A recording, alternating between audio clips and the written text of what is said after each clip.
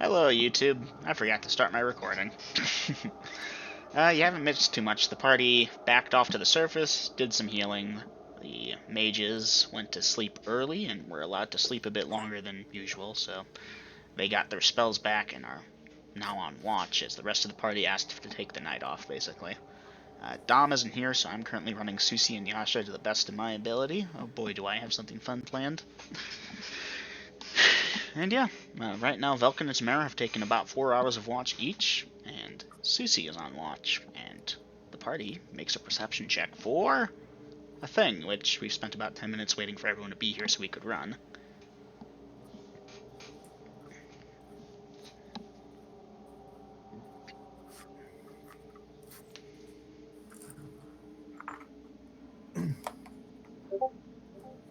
Back with coffee.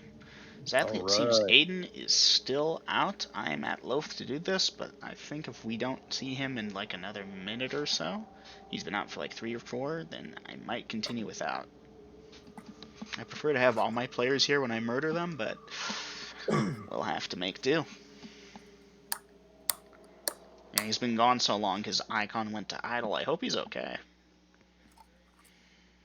He's fine, Eminem. Just give him a little bit longer. Oh, and it just went Told back ya. online. I Hoorah. told ya. Alright, well. I see I'm back, sorry. Welcome back. Alright, bit of a musical chairs there, but we are all still here. Thus, party for everyone who passed their perception check by 2 or better, as in with a bonus of 2 or better, that is, you will perceive the following. The air vibrates with the sound of a loud drum beat, sort of a thump, thump, as a large creature's wing beats disturb the peace of the night. A loud piercing cry/screech can be heard echoing from across the mountains, though it is impossible to judge where it originates from. Susie, you were on watch after you recovered some spells and such, which has been noted, and Yasha woke up to this as well. Thus, they are in decent fighting form at this time. I hand their reins back over to you, and I can fill you in on details if needed. Welcome, Dom. And I am home. And Garrick's here. The party is at full strength now, which means I can play full strength with the monster.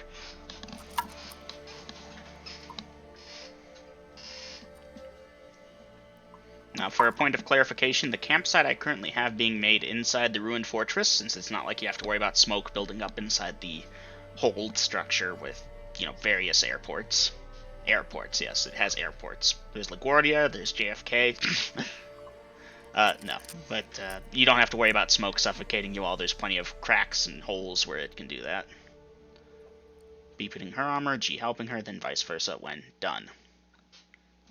Duly noted, Bellatrix and Garrick. I'll let you know when you're done. Anyone else doing anything special at this time? Dom, if you need a quick... And I will be back. Just give me one moment. I know I just got here, but just give me a moment. Yep. Well, right now it's nothing. I'm waiting to see any party actions. I'm sorry, I had my hands full. So I will erase what I had prepped. Alright.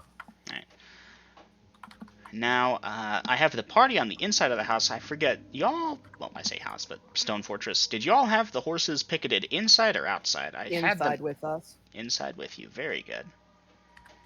Alright. Now, the wagon wouldn't have fit, but the horses should be able to be led inside. No, you said the wagon and the horses would all have fit inside. Oh, yeah, you're right. My bad. Because I went over that in painstakingly detail No, you are when correct. I asked you about. I was thinking about a different thing.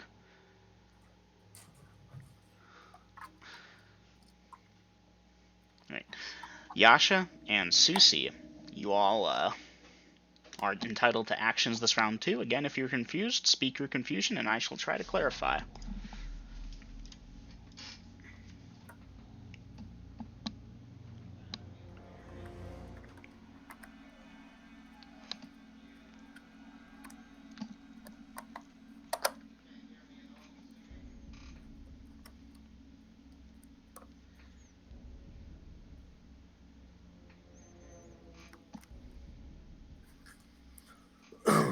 Okay, now I'm all good. Ah, very good. Alright. Dom, if I don't see anything from your characters in 60 seconds on my end, then I'm going to assume they are confused for the round. If I see you start typing, though, then okay, you're typing. As Dom shakes off the confusion spell. And yeah, if you've got any questions, start asking. That also stops the timer. I need to see something.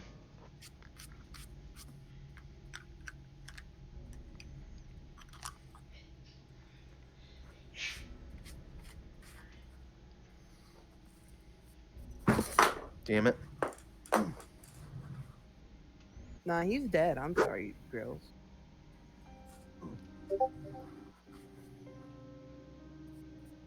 Well, any action is better than no action. What do you need help clarifying on?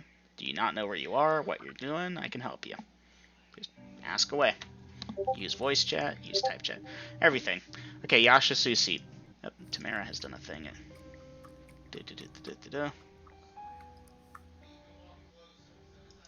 Okay, so Yasha Susi, at the end of last session, you may recall Yasha was at -5 hit points, and the party had retreated to the room marked in out-of-character chat by Aiden. Well done, by the way, Aiden. From there, Susi did the last batch of her healing spells that I believe she had on Yasha, and then on Bellatrix. Yasha, you're currently at 4 hit points. Susi, your hit points remain unchanged. After that was done, the party retreated upstairs and had sort of an early lunch for the mages, who then went and took naps to get their spells back, while the rest of the party kept watch for the rest of the day. Towards dinner time, the mages awoke, ate, and began praying or studying for their spells. Susi, I denoted which spells you got back. I wasn't entirely certain of your spell slots, so I did the best I could with what I had. You have spent 1 round of spells and plan to study for more of them. Or, my bad, pray for more of them, which you did, but you haven't distributed yet. So you've got your last batch of spells for your current sleep cycle. And,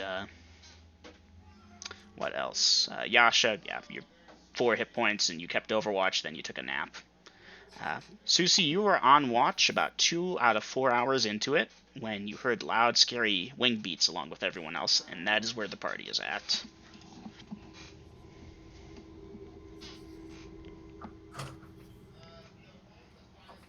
Hey, son. Alright, see, that wasn't confused at all. Susi, you ready the somatic and verbal components for Magic Missile. I believe it has both of those, but no material. And Yasha, you draw forth a dagger. Alright. As the party waits or does their actions or so forth, Bellatrix and Garrick scampering to get Bellatrix's armor on, and Tamara Velkin ready with their weapons and looking outside to see where it is. Sadly, Velkin, the light from the campsite does spoil your infravision. You will not be able to see outside of it. And likewise, Tamara, your infravision too is spoiled by the campfire light. Whatever this thing is, it must be large, for its wing beats do cause the air to shudder. And again, there's more thuds, and whatever it is, it might be getting closer. It's hard to tell. There's a bit of an echo going on. Bellatrix and Garrick are still putting on their armor. Clyde, you're ready with the crossbow shield. Everyone else is also ready.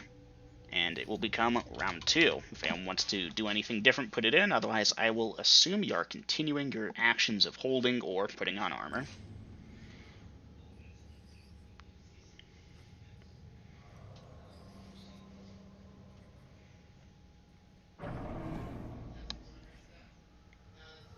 The horses begin to make the various nervous noises that horses would make if they thought they were in danger. You know, the loud whinnies and neighs, and they're kind of eyes wide, noses flaring, heads darting left and right, waiting for info to kick in to see. Oh, so you're heading outside out of the firelight to see if infravision will kick in and you can see it. Okay. Yes, because the fire was inside like we spoken, and they both went outside to see where it was. Oh, you done fucked up. I see you looking outside, but alright, you both head on outside, watching towards the door. Alright, Bellatrix, Okay, Garrick, my bad. you're still putting on armor at this time. Mm-hmm. You've gotten Bellatrix's gauntlets on, and Garrick, you're helping her get the underlining of her armor sorted up to start putting on the plate pieces, and that's where you're at. They sleep in their chainmail. Yeah, no, it's just, I'm giving you flavor text. While peeking out the door, Well, okay, Velkin Tamara, while you're inside this structure here, this keep, the campfire light is going to make it impossible to see with infravision. You would have to head outside to use your infravision.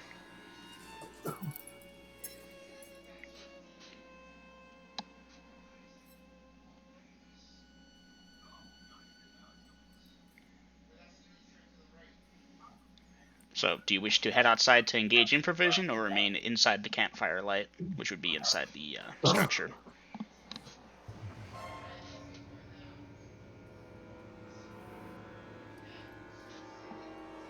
Yasha Susi, I currently have you on standby with your old actions.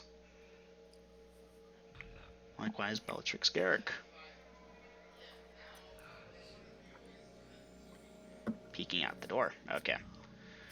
Well, y'all aren't seeing too much. Obviously, the firelight extends for 10, maybe 20 feet or so outside the door before it comes to that typical end that you'd get. And beyond that is the all-consuming void of darkness with the stars lighting it up. That's a good point, actually. Give me just a second to look at something I almost forgot to do. Does day that? Yeah, no, the almost full moon kind of shines over you all. Before anyone asks, it's not red.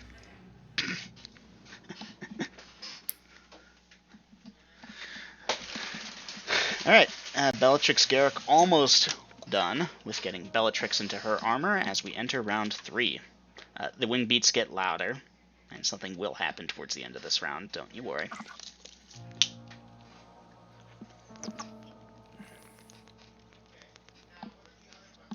Likewise, if everyone's just repeating actions, don't need to put anything. Yeah, I'm ready to shoot.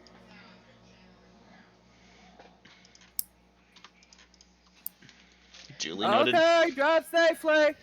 Duly noted player. Sorry. All good. Not seeing any typing.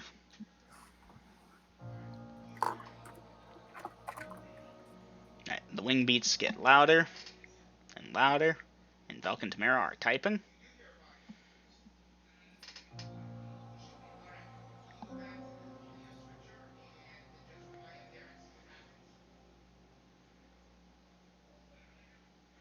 The horses start to go nuts at this point, by the way. Freaking the hell out.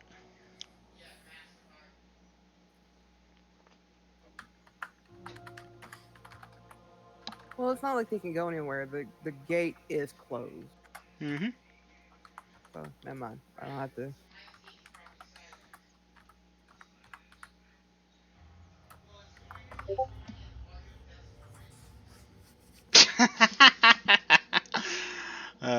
I would point out Susie wasn't there for that. Right. Belkin and Tamara have a question for Clyde.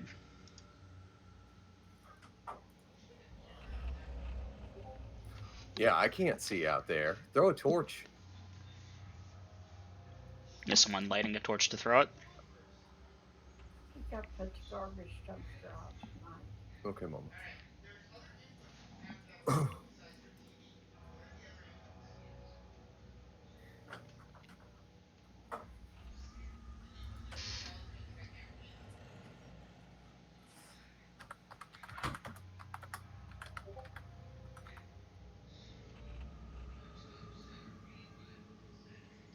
Alright, about 45 seconds into the round. Bellatrix, your armor is at this point doffed. On. You are at your proper armor class for your field plate, and you begin helping Garrick. Clyde strikes up a torch, and as the last few seconds of the round go on in... Yeah, no, I don't want bait out there. I can't charge out there and fight what I can't see. Right, Clyde, toss a torch through whatever hole in the wall or crack in the door that is needed. The light from the torch obviously illuminates a large swath of the courtyard, if not all of it. I don't have the map open at this moment, and it shouldn't be entirely necessary. Just a moment.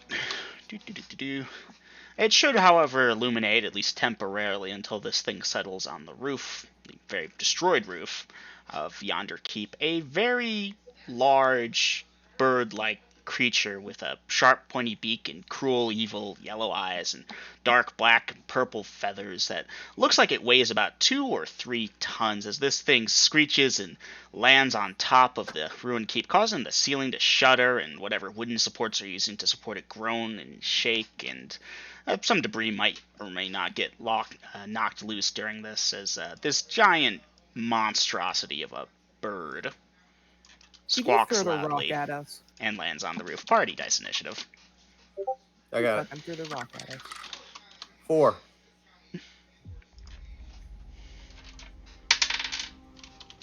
All right.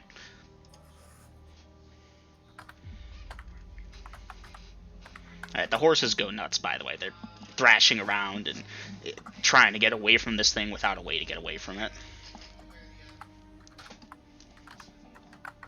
If they run outside, they're just offering themselves up on a silver platter. Oh, they know that. They're not stupid, the horses.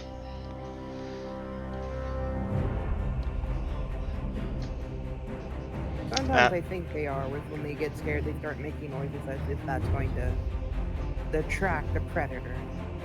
No, they're not geniuses. Horses are somewhere between idiots and geniuses. Some of them are actually pretty darn intelligent. Now, party. For purposes of damage determination, the creature is, of course, large. Okay, Bellatrix, you continue to help Garrick put on armor. If we're fighting something this fucking large, armor is a necessity. Armor is a necessity. Okay, I've got crossbow, I've got daggers, I got magic missile, I've got Bellatrix Garrick still putting on armor, I've got warhammer ready, and short sword ready. Alright, I have the party's actions in. Clyde, you go first. Go ahead and roll to hit with that crossbow. 19. That's a hit. Dice your damage. For 2.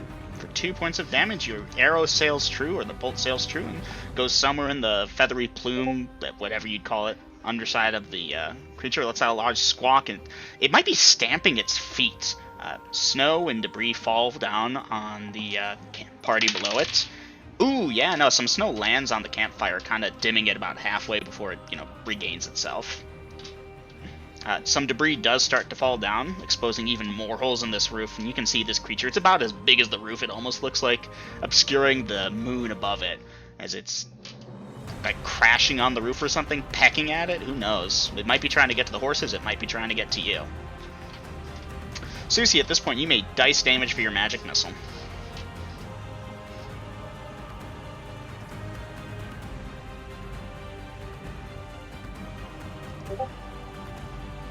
Not at this point yet, Yasha. You are delayed slightly because you're trying to aim through holes in the roof is not conducive to an easy aim. Versus Susie's spell will hit if she can see it for 2 points of damage. Okay, at this point, Yasha, you do get those dagger. Roll to hit.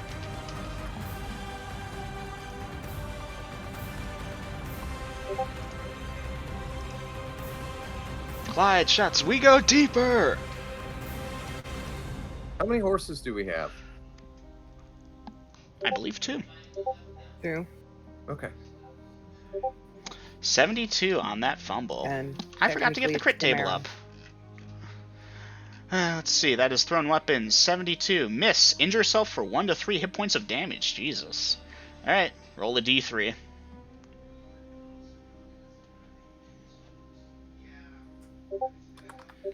Susie, 2 points of your 4 hit points of damage. Rip. Susie, you go to throw the thing, and you throw it up, and it just comes back down and hits you. You slipped on some snow or something. I'm sorry. You did a d4, but I'll accept that too as the median damage. Alright, let's see what else we got here. Susie May I edit my actions? At this time, you may edit your actions. This will obviously occur later. Yeah, Garrick, place is coming down around you, but you're still putting on armor with Bellatrix. Yasha, you have a second dagger coming later. Susie, you're done. Clyde, you've got your spear. Are you throwing it or holding it? Yeah, I'll go ahead and throw it. Alright, roll to hit. 9. 9, okay. 9 as a second or third level fighter obviously isn't going to hit this creature's armor class. Alright, now I'll give it a percent chance that it just missed but is outside, or missed but is inside, you know, like it fell short type of deal. Alright, the spear does exit the building, but it does not hit the creature, or if it does, it deflects off it and does not come back down. Okay. Okay, Velkin Tamara, I'm waiting on that action. Never mind. Yasha, you cannot speak, recall.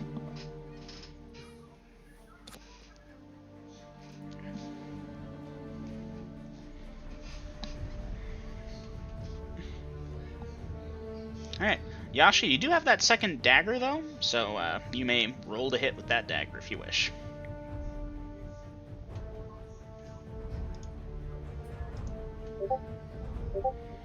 Eight. Again, that's not going to hit, but it might just miss enough to stay out of the thing. Let me check. Yeah, Yasha, that dagger is somewhere out there. Yeah, Dungeon Master, I want to snap that magic stick that summons a Crormead. Alright, well, Clyde, as you search your pack for the Rod of Acromede Summoning, you realize you must have misplaced it. Damn you it, cannot somebody find stole it. Alright, I believe this is everyone's actions for the round. Garrick is still putting on armor. Round 2. The keep may be coming down around y'all. Bigger and bigger chunks are starting to fly off as this thing tears into the roof of it.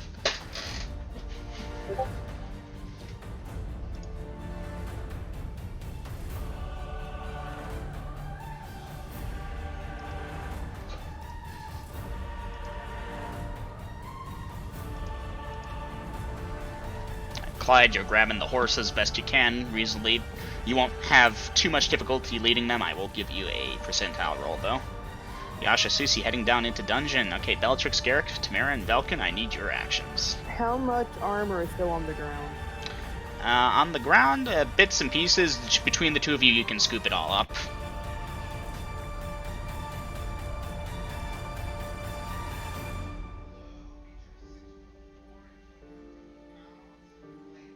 Alright, and Tamara, Velkin.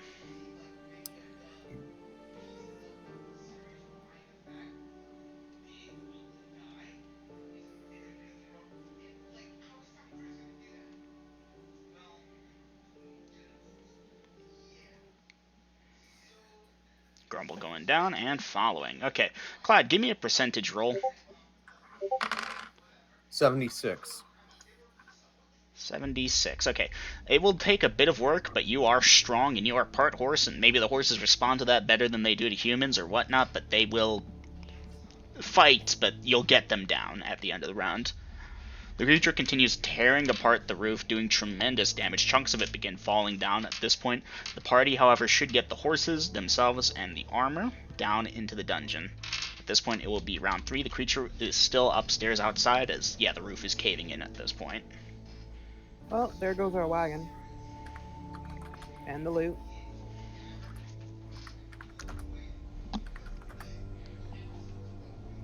Yep, it's the most dumbest move ever, because that place caves in, wagon's gone, and we're locked in the dungeon. Yep.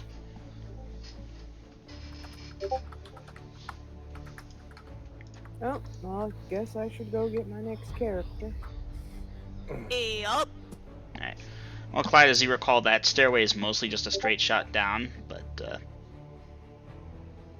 you'll be out of line of sight of it within about, say, 20 feet downwards, and you'll be able to start reloading. Okay.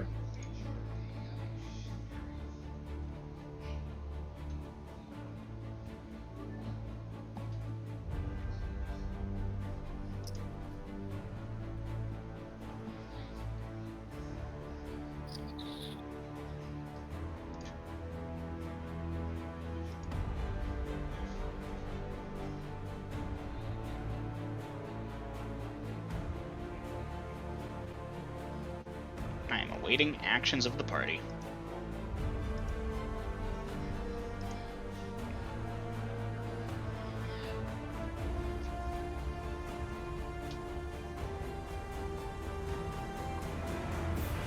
Alright, duly noted, Bellatrix, Garrick.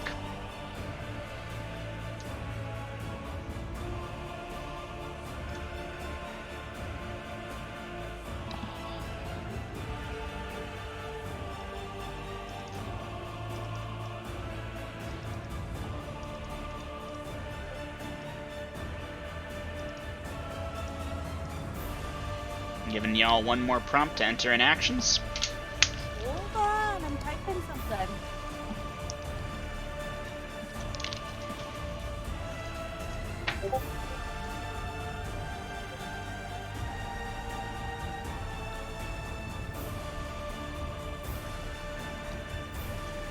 Okay, Velkin, that's going to be mostly you for the round. You'll get an option, but that speech takes time. Even if you spit it out lightning quick. Yeah. About 20 seconds. Give or take, yeah. Ready shortbow, ready daggers.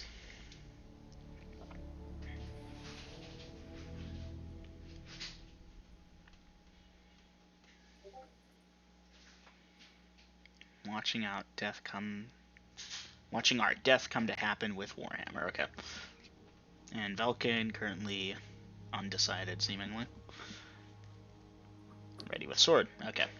So, party, I have the actions. Initiative should be mostly unneeded here. Clyde, at the end of the round, you will get your crossbow reloaded, as it takes the full round to reload shoot, and part of your round is eaten up by moving horses to get out of line of sight.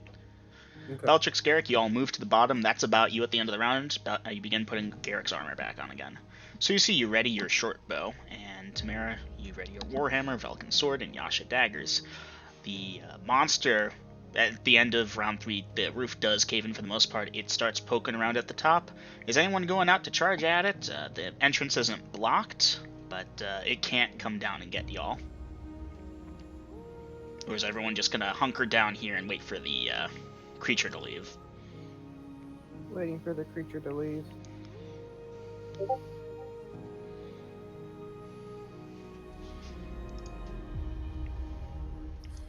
Yeah, I think waiting it out is the ticket here.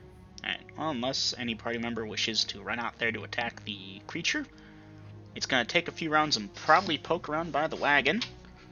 Actually, Dom, that was changed. That is not happening.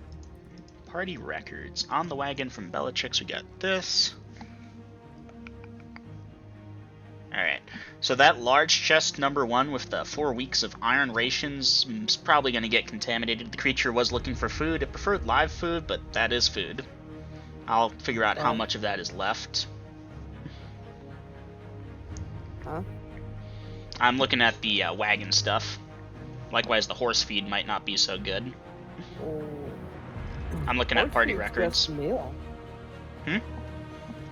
Horse feed should just be hay or a meal. So the point is, bird creature may or may not want it. I haven't determined yet. But it will poke around there for a few rounds. Garrick, you'll have your armor on by the end of that. And yeah, it does take off again with wind beats like a dragon beating a giant beating a drum.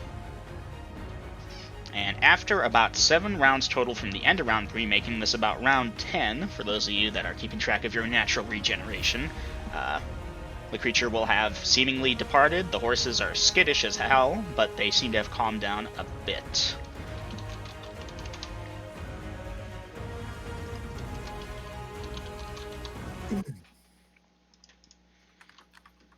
And I need Bellatrix and Garrick will cautiously go check the damage done to our supplies. Alright. I have not yet determined if food is compromised or not. Reasonably, there will be at least 60% of it should be okay to use as a rough number.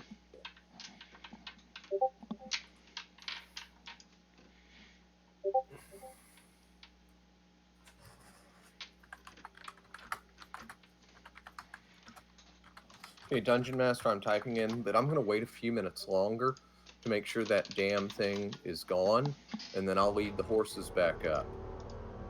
Okay. Alright, Velkin and Susie are currently verbally sparring. Clyde, you'll wait those few minutes and head on back up. Bellatrix, Garrick, you make the ascent, and yeah, the wagon is, amazingly enough, not too badly hurt. Some rocks and shit did fall on it, but it just kind of fell in it, you know. I did a saving throw for it, it was fine. So you'll be able to unload any of the junk and such. Now the keep itself is obviously nowhere near as good as it used to be, and it wasn't exactly good beforehand. The entryway did kind of collapse in. There is still a hole y'all could probably squeeze through, and you could probably move some of that debris. But yeah, most of the ceiling is gone now. Okay. Oh wait, well, there it is. It's right over there on the floor. We ain't got to worry about smoke inhalation now. Didn't have to worry So- about it before. So, yeah, Dungeon Master, what kind of shape is the wagon in? The wagon's okay. It made its saving throw versus normal blows as the debris fell on it. All right. What about my cart? Your cart, I did not check. Thank you, Clyde. 10 XP. Ooh! Of all the places to roll a natural one, yeah, Clyde, that cart had a stone put straight through the middle of it and crunched inwards. What are the items inside the cart? Weapons and shit, right? The chicken. Well, Oh, the chicken. Oh, it might have taken the chicken. Might have just eaten it, cage and all. I think he probably ate the chicken because that wouldn't have been on the cart, but it would have been up there.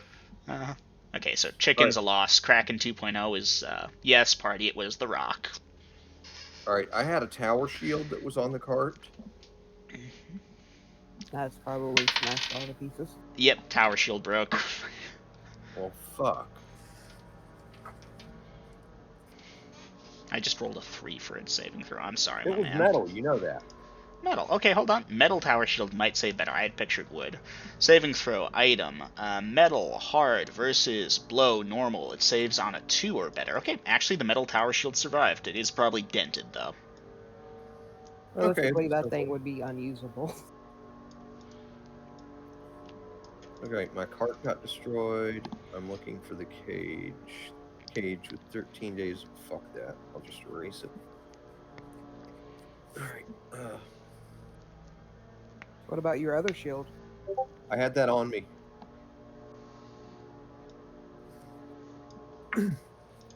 Let's see.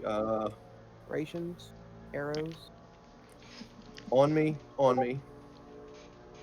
Dungeon Master, I had those other 2 bags of that stuff. That stuff. The white powder that was super heavy. I had 2 Oh yeah, large the sack packs survived. of It probably ripped here or there, but the damage should be negligible. It got shielded Okay. by the shield, for example, you know. Alright, no, I had my food on me in my saddlebags. My blanket would have been up there laying on the ground, but I don't think the ceiling falling on it would have hurt it. No, at worst it would get ripped up by something sharp scraping it. Nah, it's a blanket. It will just bend, conform. Yeah, I really didn't have much on the cart. You had weaponry. Spare spears.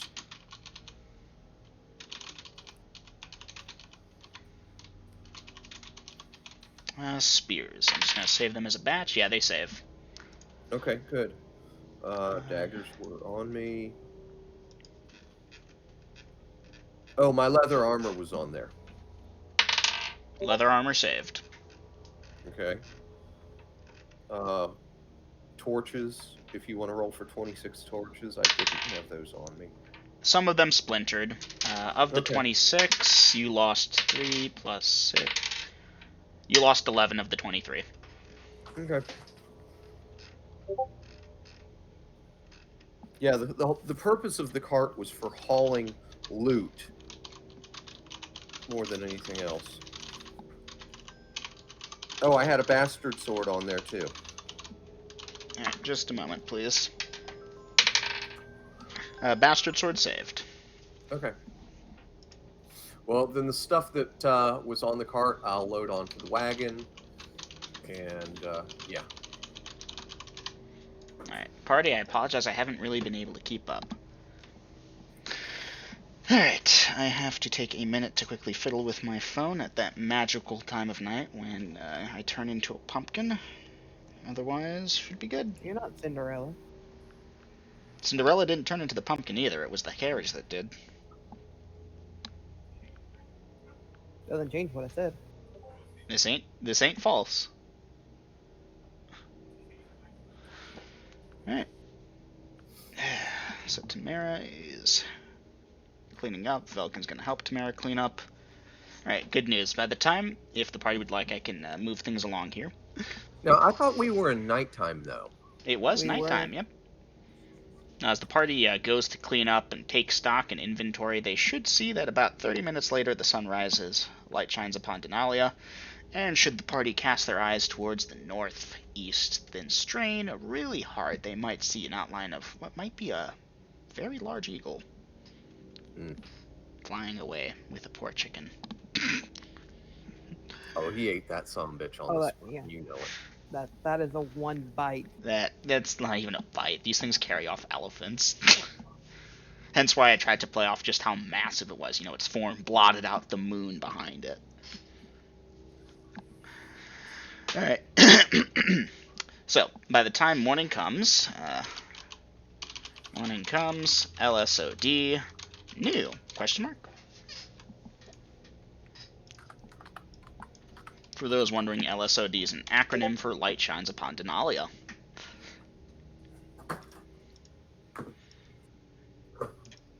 But yeah, GG party, y'all did 4 points of damage to the rock. Get a piece of the rock.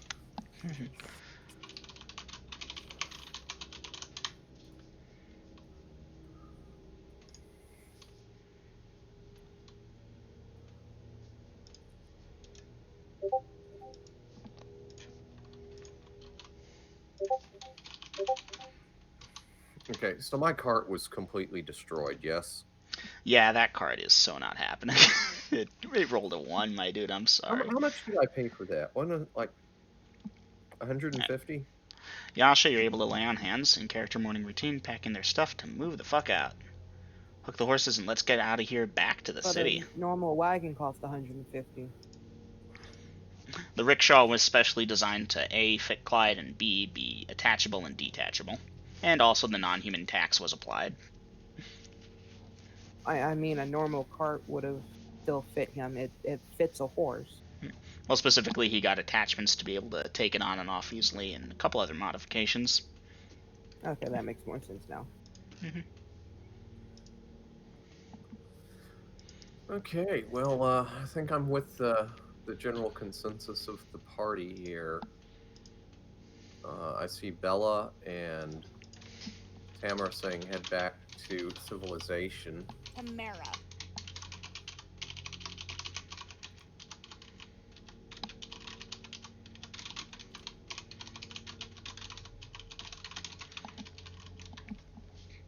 Oh, hey, Yasha, now seems as good a time as any to tell you something.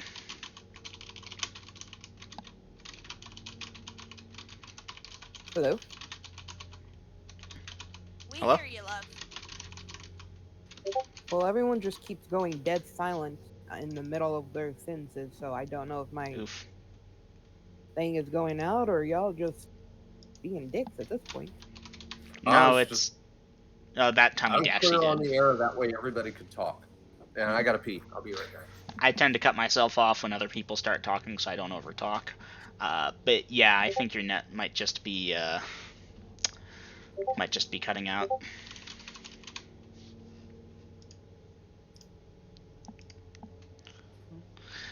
Okay, well guys, I'm done eating, horses are ready, and I'm ready to go. Okay, Tamara, I haven't advanced time yet, but let me go look.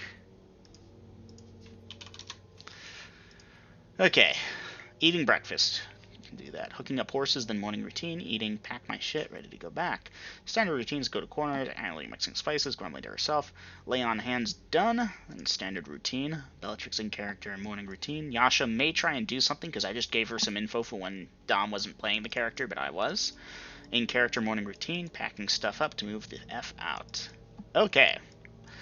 So, the party gets this done within the hour. New? Question mark? And advance in time. Dungeon Master, how many hay bales did Tamara lose from that thing? Let me take a quick look at party records. Okay. I'm just gonna do a quick thing here. I'm gonna say 1 in 4, roughly, in terms of horse feed. Or pay bales. Okay, that doesn't give me an exact number. How many hay bales did you have? I have 22. 22? Okay, rounding it down to 20, you lost 5 of them. Okay. Okay. Clyde, give me a perception check. 17 out of 15. Yeah, Clyde, you search around for it a bit, but it might be somewhere in this mess. Okay, I'll just mark off a spear. Mhm. I had 6. Yasha, I need to clarify, that thing you heard was at, like, the beginning of the Night's Watch. It was several hours ago. You didn't end up saying anything about it, but you kept your ear out, and nothing else came of it. I'm telling you this now because the party's moving out, and that might become pertinent for you to know. Alright. Susie, you've mixed your spices, you've had your breakfast.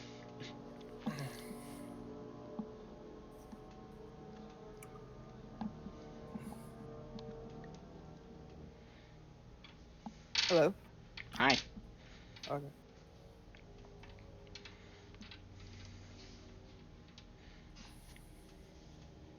Alright. So I got Yasha and Susie, I believe, ready to move out. Belchix and Garrick, you've gotten your morning routine and stuff done. And everyone should be mostly packed up. The horses do seem a bit nervous, by the way, Tamara. She will talk to them calmly, trying to keep them calm and not freaking out. And I don't believe you're high enough level to at will speak with animals, so are you using a speak with animal spell, or just plain old common, like, easy boy, easy, it's okay? Talk to the horses like you would talk to a cat or a dog. Alright, standard way, no, but druids specifically have abilities to talk with animals at higher levels and stuff. I know, but I'm not gonna use that when the horses can, regardless, still understand for the most part. Well, they don't actually understand what you're saying. They take cues from your tone. Mm-hmm. Oh, and Dungeon Master, obviously, load up my blanket and shit like that. Mm-hmm.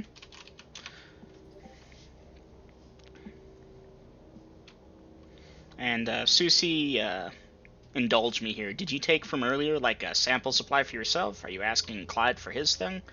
Because I know that Clyde has his stuff over in a sack and was keeping that.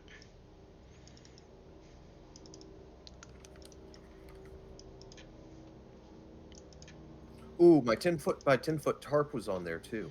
Yeah, the tarp should be okay. It might have ripped, though. Not percentage. Okay. We roll with a d10. Susie does have her own supply, but I thought she was keeping that for the temple. Well, Susie, if you can answer that for me, that's helpful. Clyde, yeah, the tarp, you're going to have to get a new one. It's still there, obviously, in most part, but bits cut through it and fell through it, and yeah, that tarp is ripped and torn up. Okay, well... You could also just get it repaired, you know. If you had a sewing needle and thread, you could do it in a few days, probably. Yeah, no, I don't. So, but it'll still go on the cart for now. Just kind of fold it up in case we get desperately low on bandages. I mean, you know, shit. What I mean, cart? that works. Clyde purchased a tarp for his thing. Cart? What cart? He said, I'll put it on the cart. The wagon. There you go. Alright. Now, have I skipped anyone before the party starts moving out?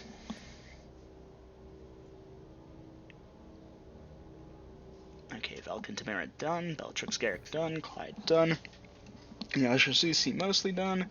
Susie, okay, you are not able to easily discern what this thing does. Now, the party is assuming their standard travel formation. Mm-hmm. Okay. That is marching order. No, wagon formation. Clyde trotting next, left of the wagon. Tamara's wagon. Tamara's driving with Velkin in the passenger seat. Susie, Yasha are in the back, and Belchix, Garrick in the back. A minor change if Velkin is willing to let Beltrix be up there next to Tamara to guide Tamara back to the city. Yeah. Okay. Perfect memory. Switch with you. Right. Okay. And swapping that there. If y'all can swap it in there, that's good too, but otherwise should be good. Right. Okay. How fast does the party wish to try and move?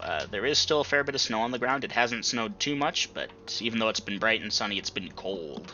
So the Does it look snow like I need hasn't to put melted. the sled on? You're probably going to need the sleigh on if you want to move through this. Then putting the sleigh on and going to attempt a mile. 1 mile per hour, or best you can manage without being unsafe. Yes.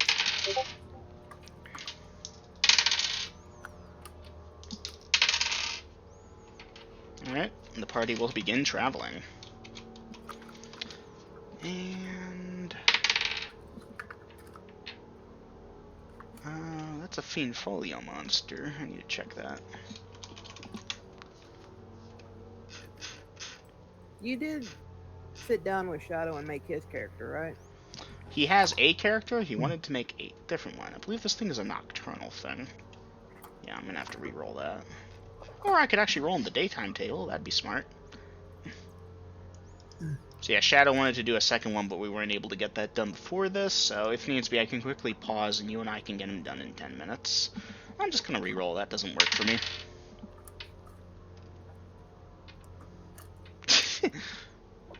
Alright, party, perception checks. 7 out of 15. And I'll put that in.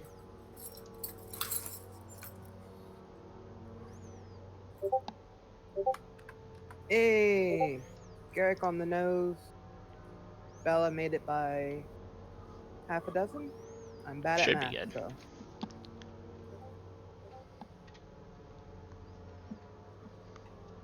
Dungeon Master. Mm-hmm. Did the fighters manage to get roughly enough sleep to get a hit point? Oh, that is correct. Yeah, party. Actually, everyone is due 1 hit point recovered from everyone sleeping at one point or another. Yasha, yes. Susie, no. Okay. I still need Velkin and Tamara. I don't know. Did Naomi step out for it? Yeah, BRB. Alright. I think we can pass. Yeah. Now, I can't imagine either of them are going to be able to do much here. This is a relative non-encounter, and as such, unless the party really wants to wait for them, we can... I'll quickly describe what the party sees, and they can decide on actions there. Up to you all. I'm good to let it pass. Okay. In that case, the party spies south of their current location a winged creature, and before you freak out and think, oh no, it's the rock again, no, it's obviously too small. In fact, the party has seen this before at one time or another.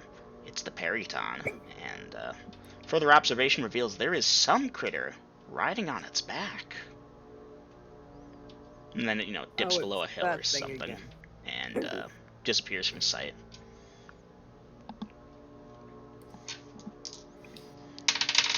The rest of that hour passes without event. Goddamn. One moment, please.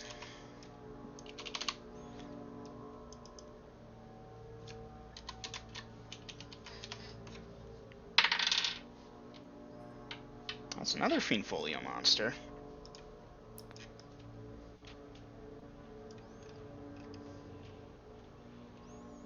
Yeah, guys, I think we should let that thing fly away, because it just ain't cool fucking with stuff that's part one animal and part something else. Mm-hmm. I'm gonna have to re-roll this guy. This doesn't work at all. So, does that mean we should just leave you at the city we stop at? That was a joke, Lydia. I'm waiting for somebody to catch that. I did, and I responded with a joking comment, but Yeah. okay.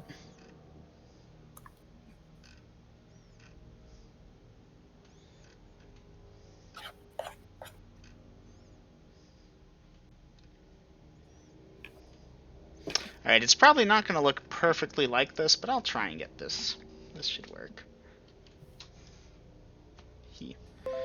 Alright. As the party progresses, I'll need another series of perception checks. Welcome back, Naomi, by the way. Alright, so Naomi, just to quickly fill you in, you're all good. As the party was traveling along, that flying Periton creature with the thing riding its back popped up over the horizon but dipped back down. The party has traveled for a bit more and now sees another thing.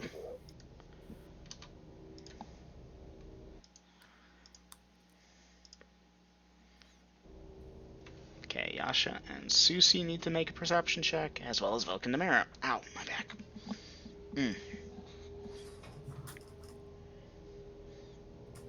Pass, and I believe pass. Or, actually, no, because it's Tamara Velkin, so it would be the other way. Pass, fail, and Yasha Susie, I'm pretty sure that's a pass, fail there.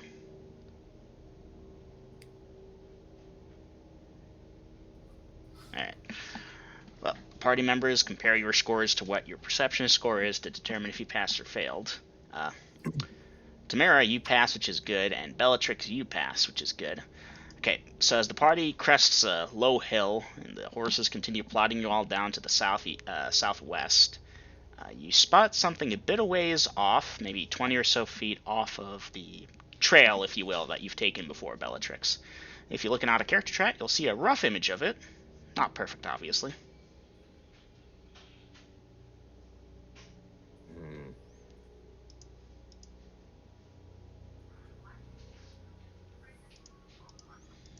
It's a snowman. It doesn't have a top hat. It has just the standard 2 branches for arms. It does have a scarf. It doesn't have a carrot nose. And instead of buttons, it's got little black rocks.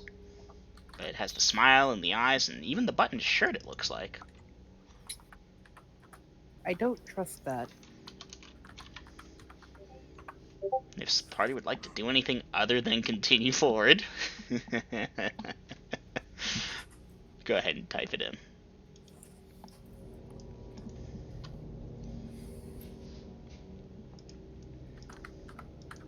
I had a lot of fun when I invented this thing.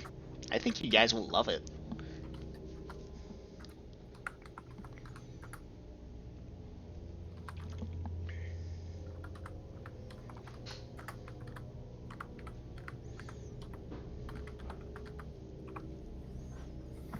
Continue wide, going past a cursed snow golem. Okay, now, Clyde, are you waiting with the wagon when Bellatrix asks Tamara to stop? And Tamara, I presume, will be stopping. Okay, which side of the wagon is that to? That will be to the left, same side as you. Yeah, I'll go to the other side of the wagon. Alright, you go over to the right side. Tamara, you raise brow and watch you bring the thing to a halt. Tamara, Bellatrix, you ask Tamara to stop, level the crossbow at it, and fire. Roll to hit. Excuse me.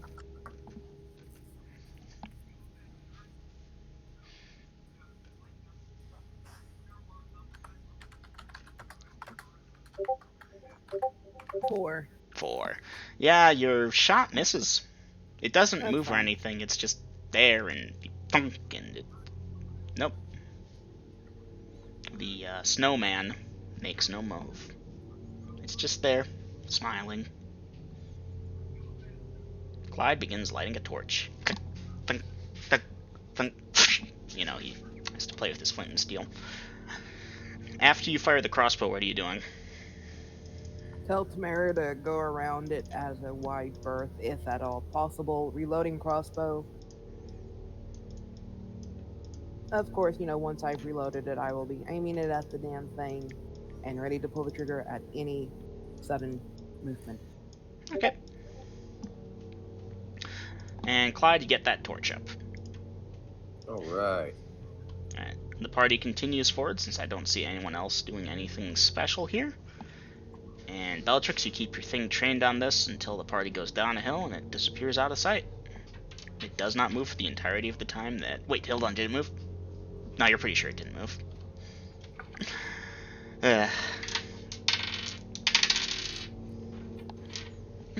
So, the party continues onward for the rest of the hour with nothing happening.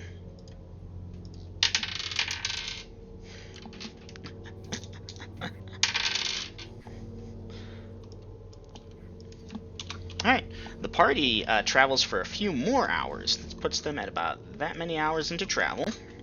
And it's getting pretty close to lunchtime.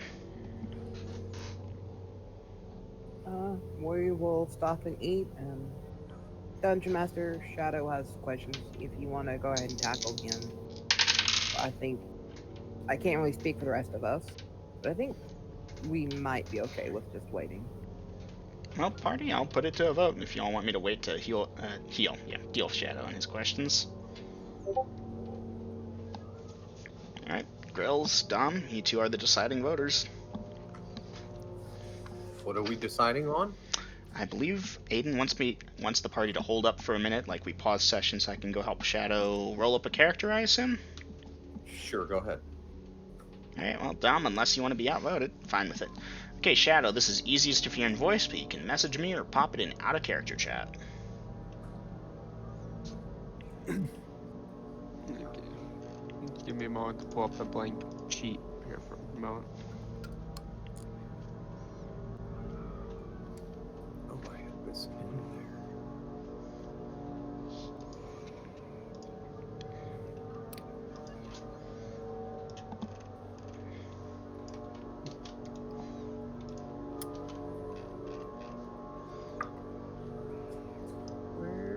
Where did I lose that little stupid thing at? There it is.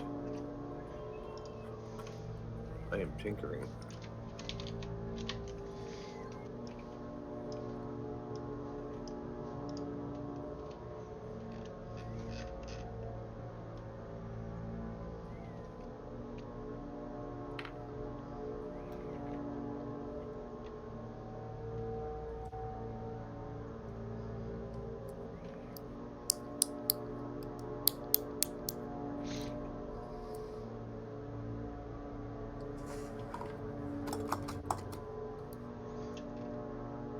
Alright, Shadow, holding on you.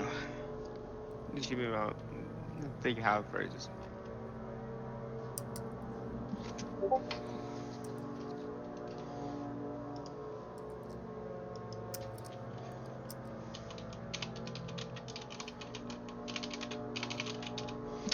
Shadow, do you mind if I just say this aloud? I don't mind either one. Okay, so Shadow, Holy Warriors are different from Coal, of course, and there's a lot of nuance to them. You wanted to have a different starter character because you wanted something simpler. So Yeah, I that would be fun. say again. The first one, if that's simpler, then go ahead. Or I just do single. Well, your simplest thing would probably be a single classer, and if you really want simple, you can't go simpler than fighters. The book has 3 whole paragraphs dedicated to them. Okay. I told you. Now, it is up to you what you want to play. I will allow you to try more complicated things if you want, but since you rolled up one and were like, hold on, I want to try something simpler, that would be my recommendation. Gonna go for a smoke real quick. Take your time, girls. I think we'll be here a little bit while we get Shadow to figure out what he wants. So, Shadow, you want to do a fighter or you want to try something else? How difficult are assassins? Or are they like really difficult or not? Well, you don't have to worry about any spells. You've got to keep track of your percentages for different skills. There's like a dozen or so different thief skills, and you have to manage, okay, I leveled up, I'm going to train and put skill points here. You know, you get to level up certain skills by a certain amount. So keeping track of that can be annoying, but pretty straightforward once you get the hang of it. It can be difficult if the party has a lot of loud and obnoxious, well, I say obnoxious, but the point is they draw a lot of attention to themselves because you work best in the shadows, and thief or assassin, you want to go for sneak attacks. Assassins want to try and go for assassinations. It would fit with the overall morale of the party. Because, yeah, I there's feel no like one... you haven't met a Koromid. Mm-hmm.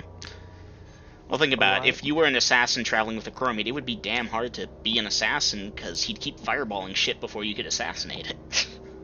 Yes, but he is an assassin. And that's the funny thing. He, too, is an assassin. So it's up in the air. No. I was not sure about that. That's the reason why I was like hesitant about that part. Because I was like, what's this? Now, if I had to rank the classes, single classes, that is, easiest to hardest, fighter's easiest, then probably thief, then assassin, then I would say cleric, although cleric might be like right up there with thief assassin in terms of easiness, and magic user would be at the further end just because that gets complicated to run properly. You start off pretty weak and you have potential to grow powerful, but early on you're weak as hell. In your world, the most complicated class to play is magic user. Yeah, yes. There is some more nuance here. You overcomplicated an already complicated class.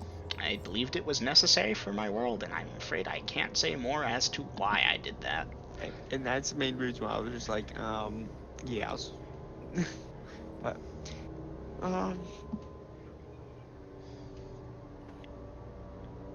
So, any inspiration yet? I would advise against clerics or holy warriors if you're not clear on alignments and god expectations, because that stuff gets complicated. I don't know them right now. Yeah, I don't know them. That's the reason why. So realistically, a neutral or basic alignment fighter would be the easiest thing possible. You can pick your own alignment. That is up to you. Yeah, no, the whole process is in your hands. I'm giving advice if you want simple.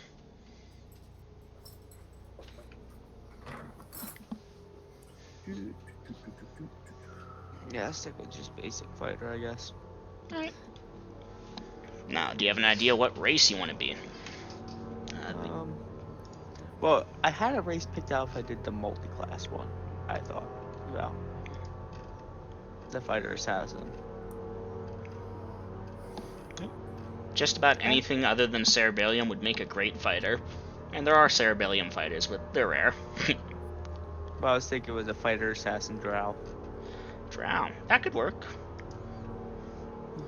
Multi-class or just single? Would you like to be multi-classed? It's your call. I'm not going to force your character one way or the other. Yeah. If you want simple, I'd suggest just fighter, but it is up to you. Yes. 1 second. Look through again.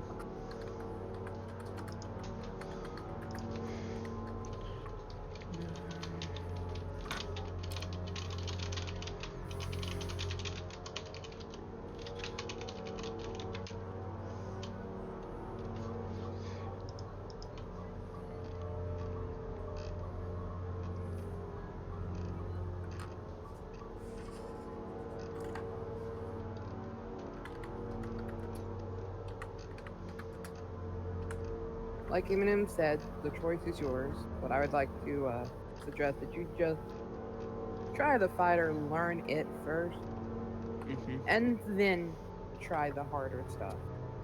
I mean, if you want the simplest possible thing, a human fighter is like the basic of the basics.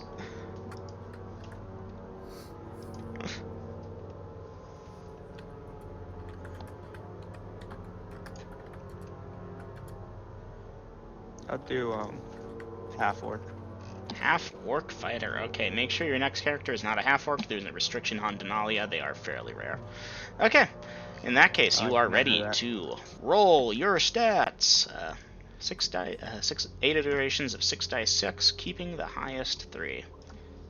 Just copy the most recent command that... there you go. Okay. Ooh, look at those stats.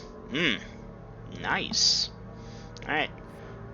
Now for the fun part. You have your 8 attributes: Strength, Wisdom, Intelligence, Dexterity, Charisma, Constitution, Comeliness, Perception. And half-orc was +1 to Strength and Con, right? Yes. And -2 to Charisma. -2 to Charisma. No, Comeliness, not Charisma. Wait, no. It is Charisma, funny enough.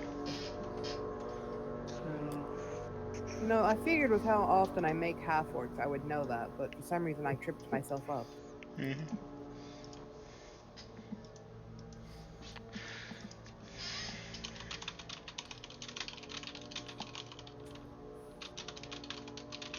So let's see. Yes, I'll be introducing a 9th stat for characters soon, the constipation score. Constipation. Do you have to make a constipation check every time you eat some bad food? Yeah. I feel sorry for Vader then. Oh, yeah. Camilla has a 2 on her constipation score.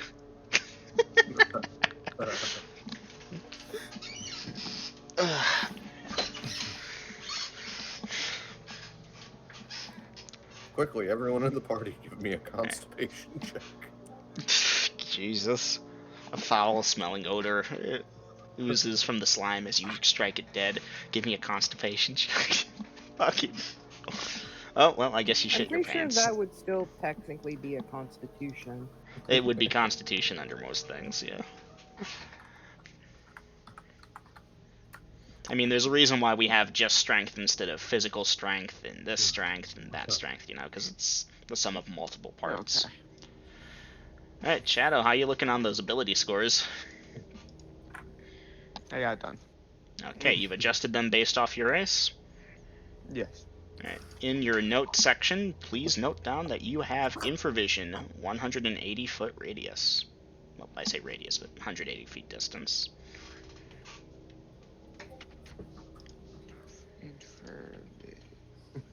Okay. Alright. Now, do you have an 18 strength rating? Yes. Yes, dice percentage. This will be your exceptional strength rating. That's a D100, right? That is a D100, yes. 78. Okay, record that number next to your strength rating. Your strength is exceptional enough that you get a +2 to hit and +4 to damage. Very well done. +2.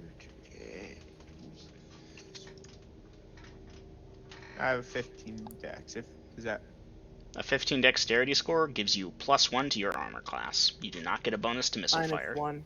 -1? Yeah, a bonus of 1, I should say. Okay. Right. Now, you can also roll for perfect memory and ambidexterity. That's 2d100s. Nope and nope. Alright. At this point, we need to determine if you are a male or a female. Let's do male. A male. Okay, male half-orc. What is your comeliness score? 11. 11. Okay, you may choose if you wish to have tusks like a true orc, or no tusks. I have none. None. Okay. And give me a second to find the height weight tables. Orc. Where is it? Okay, male orc dice percentage for your height. 58 dice percentage again.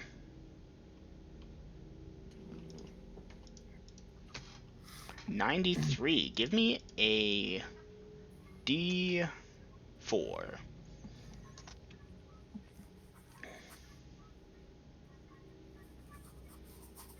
1. 1. You are 65 inches tall. 72 is 6 feet. So yeah, that's 5'5". Dice percentage for your weight. 23. Ooh. Half orc. You are underweight. Orc, male, weight. Which would be average. Give me 2 die 8. 8. Okay, normally your weight is 150, minus 8 becomes 142. You have exceptional strength of that much, so I'm going to say you are 174 pounds. Okay. Okay. Moving on forward, we have parents' marital status, dice percentage. Oh, yeah.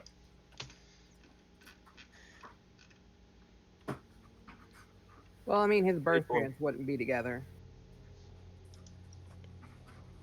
You rolled a 34. Your parents are obviously not married. That's a very, very, very tiny chance of that. That like your father was a half-orc and you're a quarter-orc technically, but we'll just call you a half-orc.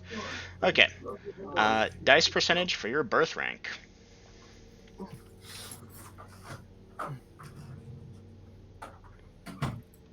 57. 57. Okay, you are the 5th child of dice percentage again. Many.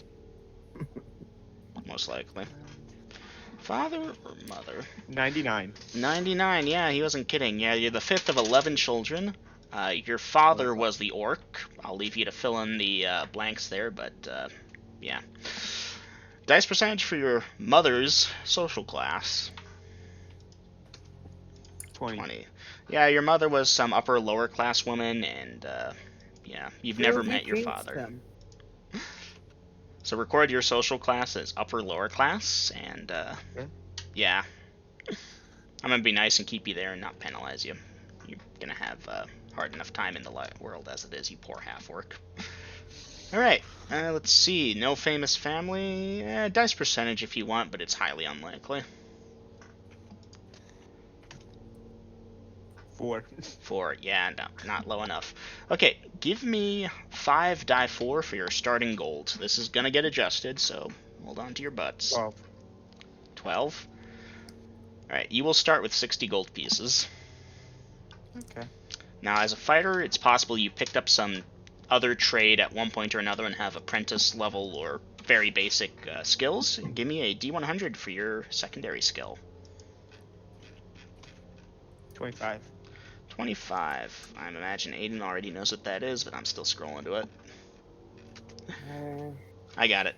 Hunter. Yep, you have some hunting experience. Now, even though you are part orc, you are susceptible to the miasma, so you will need a magic crystal or to be very lucky. Okay. Third D100. Homeland put as Denalia. Languages. You do not start with Orcish as a language. So yeah, you know Common and you know Alignment. What is your alignment, by the way? Neutral. Neutral. Okay. Pretty good. You can work with just about anyone. Roll 1d100 for your starting magic crystal. Tables for creation. 43. 43. That's not bad. That is not bad. Okay. And you are what? 5'4", I believe Grill said? 5'5". 5'5". Alright. You do not automatically start with a magic crystal, but for the low price of 12 gold pieces, you can buy one that is capable of protecting you. Yes. Okay. The value of the gem is 120 gold pieces. Reasonably, you pulled some jobs for someone, got an unexpected windfall, rich man dropped it and you picked it up and kept it. Whatever the story is, you can decide. And, yeah, it's worth 125 gold pieces. Make sure you deduct the 12 gold pieces that you used to quote-unquote buy it. And it covers you for 2.5-foot radius, which is, oh, my bad. No, you're going to need a better one than that, Rip. And make it 150 gold pieces. Price is unchanged. It has a 3-foot radius, which covers 6 feet diameter, so you're good. So how much do I deduct? Take off 12 gold pieces and add in a magic crystal worth 150 gold pieces. Okay. At this point, you should be good as far as starting shit. HP. I need to know what armor you're wearing. So you can go ahead and take a look at the starting equipment and figure that out from there. I'll need to know the character's name too. Okay, they are a fighter. Garrick is not a fighter. He got 60 gold, right? He started with 60, yes. That was before he spent 12 of it, though, so he has 48 left. So yeah, you're probably going to be in leather with your weapon, and the phone is ringing, and you are not... Right. Oh, damn. What's your constitution score? Hello? Con is 16. 16, okay, you get 2 extra hit points, so you'll start with 12 hit points. Armor class needs to be determined. What's your perception score? 15. 15, perception 15, good call, putting it there. Okay, and that there does a, I'm back, sorry. Welcome back. Yes, welcome back.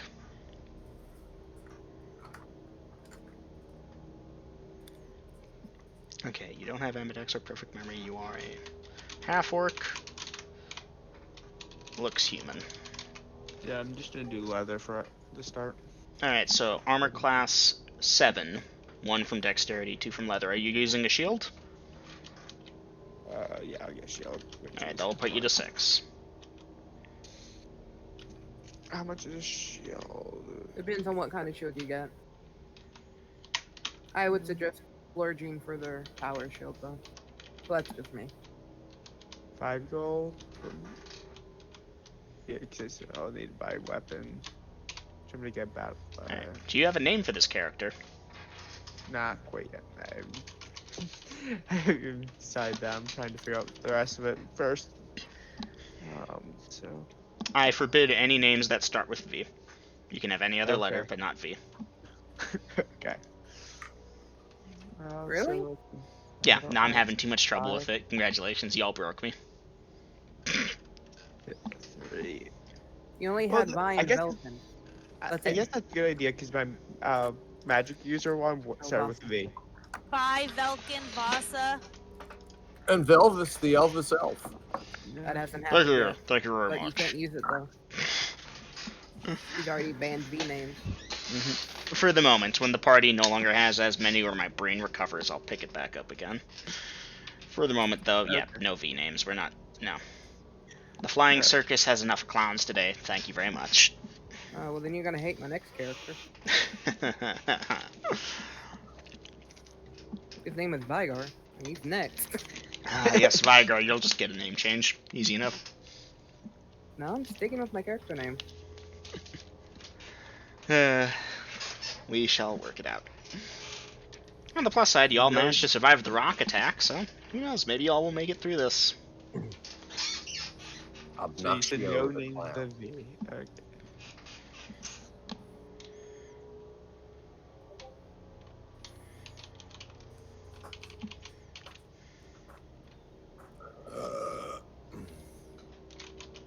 Oh, that's the wrong page.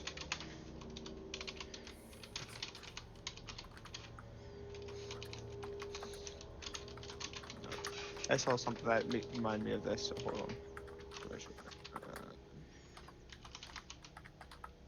Let me edit my name to it now.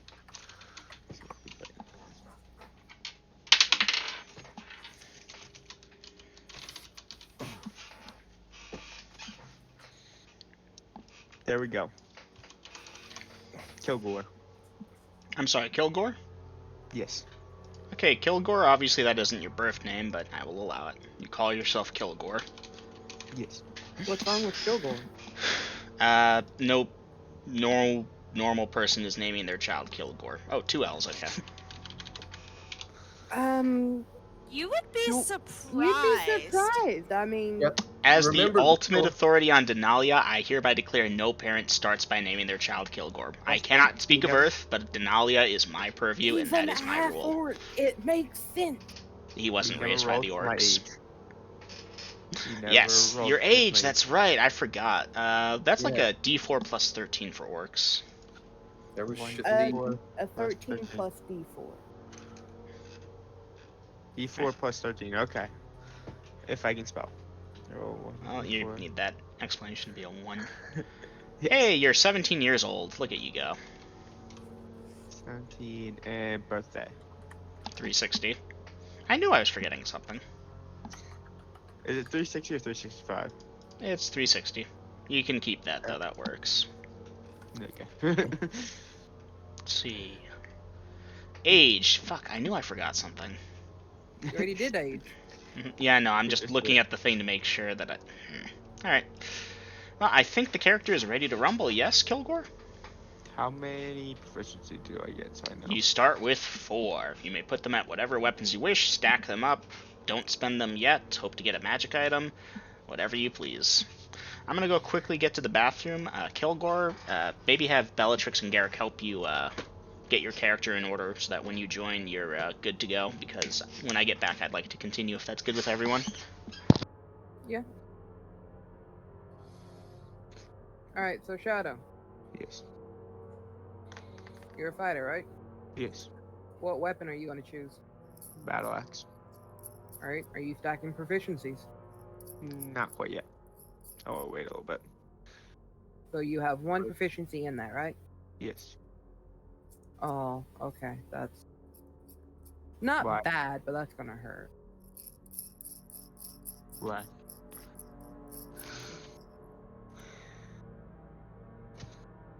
You're not gonna hit much of what we're fighting. Unless you roll really, really high most of the time. But I digress. So you bought the back? You know, Hmm? I said, do you think I should sack No, that? no, this is up to you. This is up to you. Especially if you don't own a battle axe yet. Well, I do. Yes. I bought it.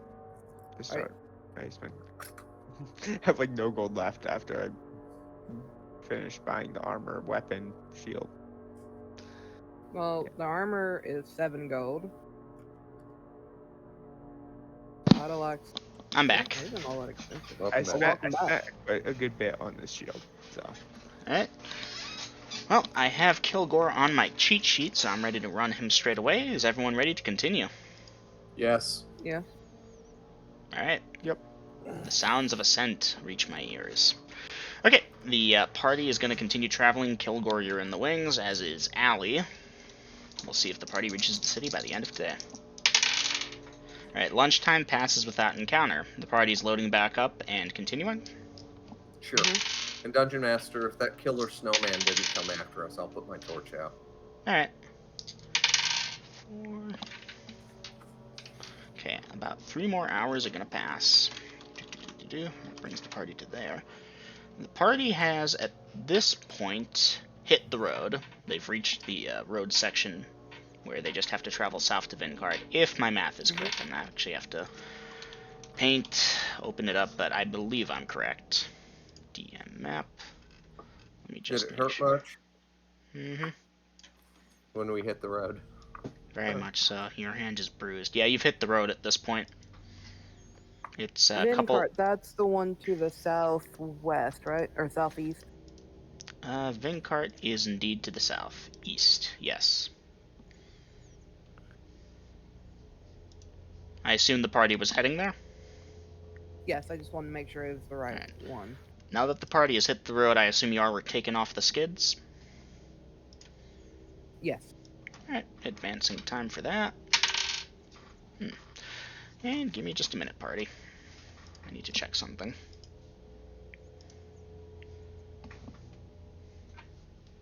It feels much later than it is, and it's only been 2 hours. Creature catalog.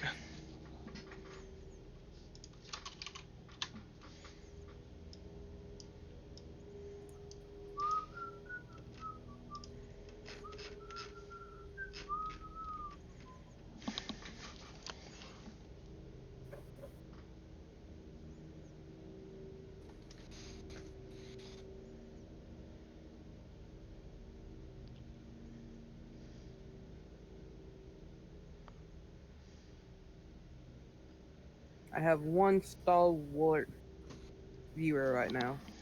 Hey, viewer. That would be me, love. Ah, okay. Hey, viewer. Hello.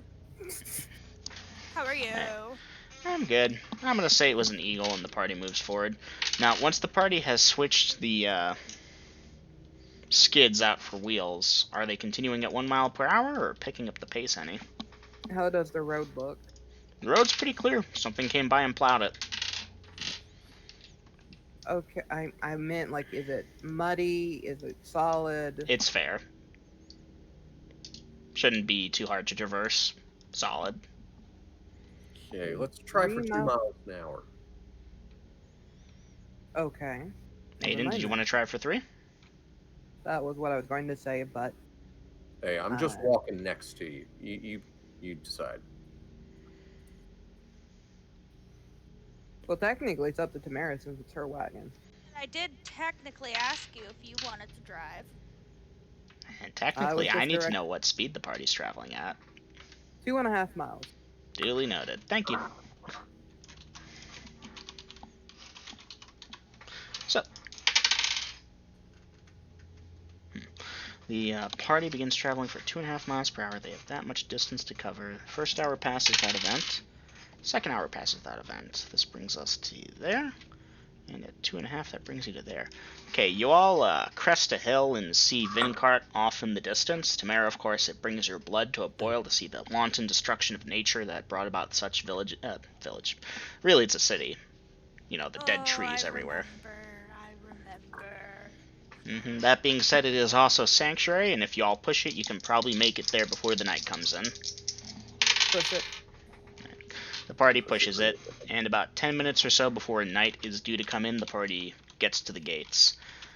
A group of city watchmen are there, holding lanterns and chainmail armor and such, and they hold up a hand indicating you should stop. Tamara, are you stopping the wagon? Tamara will stop the wagon and be like, "You should recognize us. We have been here before." Right. They inquire... Sorry. Go ahead. I was going to say, that's if it's the same guards. So yes, the guardsmen, halt, and what brings you to the city? So we can Lodging? relax, find a place to sleep. Okay. That is why we have come to the city. They ask to search the wagons for contraband. What kind of contraband? Greek fire, things of that nature. I don't think we have anything of that, so... We don't, but please go ahead. Alright, so the party is gonna wait quietly while the guardsmen have a couple people come on in, and they're not patting you all down, but they're gonna have you wait off to the side for a second while they get up on the wagon and poke around in there. Okay. Alright. Now, you've got a couple destroyed chests filled with treasure, which raise a few eyebrows, and one of them does ask how you acquired this. We were treasure hunting.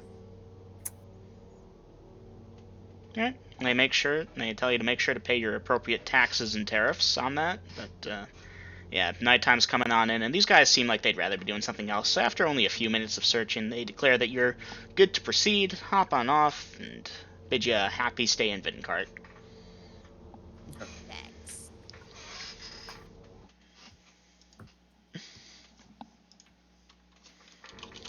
Now what is the party doing? Going to find an inn. Dungeon Master, Beltrix would remember the inn that we stayed at last time, correct? That is correct. Then heading there. Right. The party heads on over there. They do not have any encounters along the way. Night has properly fallen, and the stars come out shining once again, as the party is at the inn. Okay, gang, do y'all want to go in and get rooms and food and bring me something to eat, and I'll guard the wagon?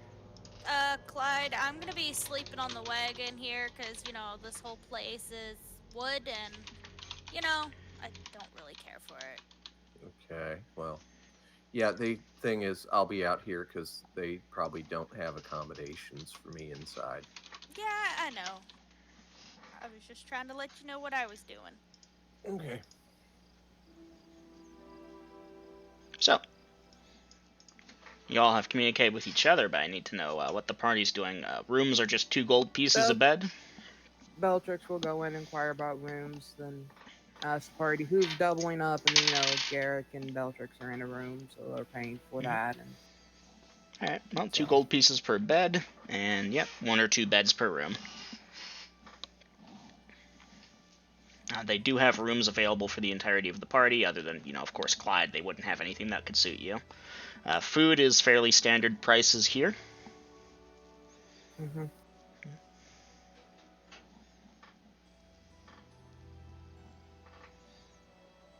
So yeah, party, if you're doing anything special, let me know. If you're eating dinner, mark off the appropriate rations and or coins. And if you're buying a room, again, mark off the coins, and again, let me know. I'm going to start checking for encounters. So I imagine the party just wants to sleep, pass the night, and then go to the coin exchange the next day and get some money cashed out. But one little thing, Dungeon Master, Garrick and Beltrix are paying for their room, but they are sleeping outside next to the wagon. For security of their loot. So if any of the other 2 members want the room, they can have it. I've paid for it. And I'm bringing Clyde out food. And then I'm eating with him out there.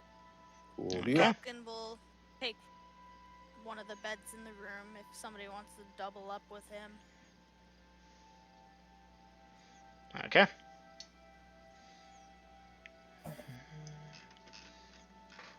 And nighttime encounters.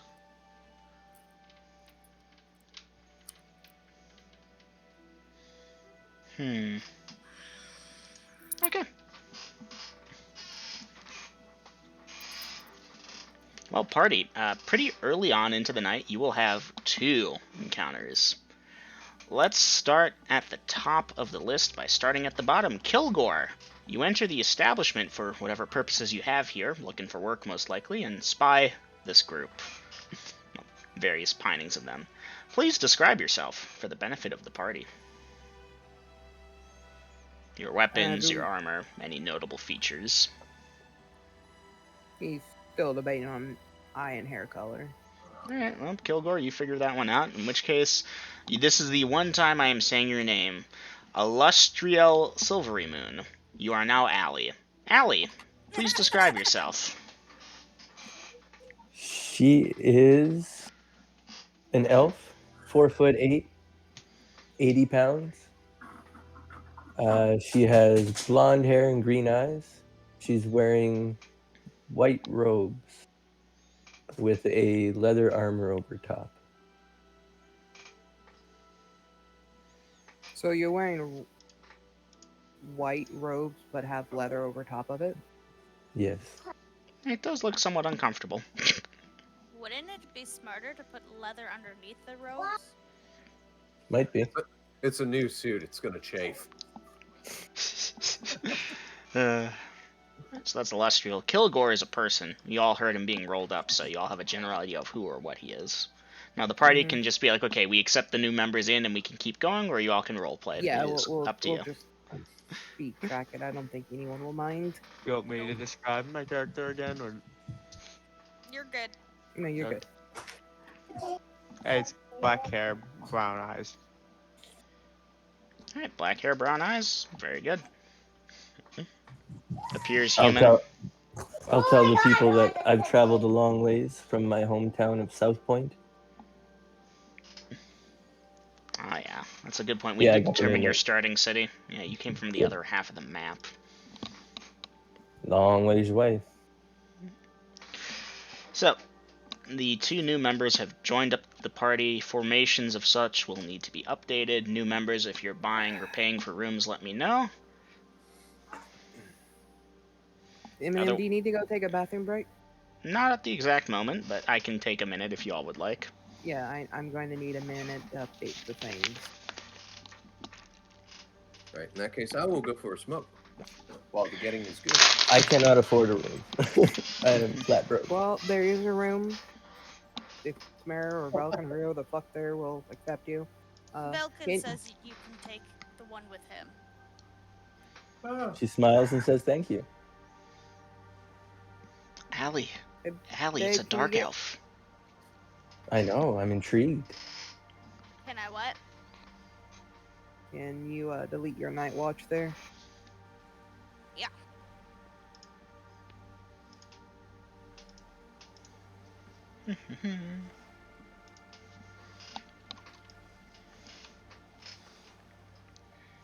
Alright, I think the party would appreciate if I just made the giant rats go away, right?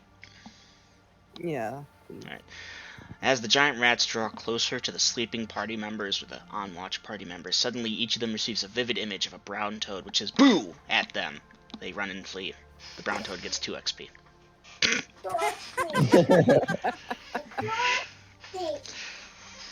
A billion more, he'll level up. Mm-hmm. He'll be a giant brown toad. Thus, and the formation things can wait for the moment, obviously, I don't need them right now, but thus, the party shall pass through the remainder of the night with no encounters whatsoever. The morning comes, the sun is shining brilliant, beautiful light onto Denalia. Clerics of Quintus, I believe that's Velkin. I don't think anyone else uses a cleric of Quintus. One sec. Naomi, your character needs to give me an intel check. No. No? You I are don't wanna. Okay. You do not need to make an intel check. Oh, you're doing it? Right. Is Velkin staying or leaving now? That's up to Naomi. That's why I'm asking. Undecided currently. Well, I need to know so I can update the formations here. Just So- leave him for being here for now, and I'll tell you otherwise. Okay. To be advised. All right, so Dungeon Master, we wake up in the morning and it's a sunshiny, bright day. Get somebody to run in and get me some of that nice hot food from the thingamabob. And I will pull a ration from my backpack and eat it. Alright, you poor thing. Belkin will offer to buy you a nice hot meal. Oh, that's too sweet of you. Thank you. Do you wish to accept or decline? He Yeah. just said thank you. I said that was sweet of you. Thank you very much. Okay. So, yeah, who stayed out there with me? Was it Bella and Garrett? Bella, Garrick, Me, and Bella, Tamara. and yeah. Okay, so Tamara, you're going in for food? Hell no! I ain't going into this frickin' wretched Okay. place. Are you Right. crazy? Bella or Garrett? Are either of you going in? Bella will go in and get the food. Of course, Okay. Rick's probably gonna help because I only have 2 hands. Well, I'm passing over a gold to pay for my food. Duly noted.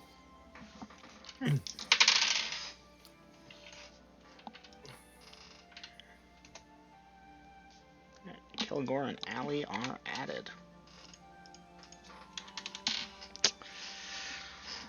Now, party. After breakfast is said and done with, what is the party's goal? Money changer. Money changer. All right. I'd like to go to an alchemist first.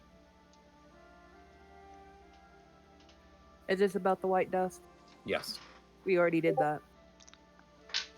The We first time did. around. Yes. An alchemist? Yes. The first time around, we did it. Bellatrix went. Did he tell us what it was? No, he said he didn't know what it was. Huh. Yeah, no, it did stump the alchemist. This is true. Okay. Money changer it is, then. Alright. Beg my pardon. The party gets on over to the money changer. It's about as you'd expect for loan sharks and so forth, with various armed guards wielding clubs and leather armor, and humans looking down on the party from their high chairs and inquiring as to the nature of the services the party wishes to partake in. If anyone doesn't mind, I'll just kind of speed run this. We have a lot of coins outside that needs to be exchanged. And I'm sure you would love to have that business, yes?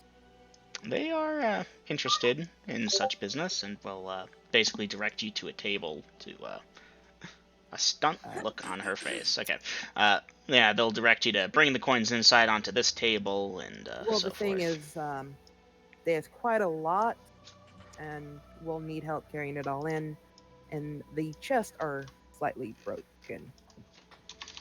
They can use sacks to transfer the coins and such. And Brutus, Victor, you two, go help them bring it in. Now, obviously, the moving and counting fees will apply as per normal. I'm sorry, what? They're calling to two of the guards, Brutus, Victor. You two go help them bring the coins in where we can count them, and they'll tell you, Bellatrix, that the counting fees and sorting fees will apply as normal. And how much would that be? 15%. Why can't you just say the gold nut amount? Well, we don't know the amount yet. I still have to tally it up for y'all. Speaking of which, so I have 4 chests and 5 sacks of silver pieces. We should have 6 chests. 6 chests. Let me check. I'm gonna go quickly We carried pop up open. 2 before, and then another 4 from the bottom. And a partridge in a pear tree. Nope. Let's see. No, never mind. That is correct. Apologies, I need to I'm just gonna do that and call it a day. So yeah, 6 chests and 5 sacks. I forget, are any of these chests already opened? I know several of them were destroyed, but did you all have any chests that were locked? All the lock chests were open and they weren't destroyed. I just broke the hinge on the back that kept the top on. Mm-hmm. But then I tied it all down so they couldn't move. So the Alright. chests are technically still intact. Just some minor repairs to fix them. And it's gonna take a little bit of time.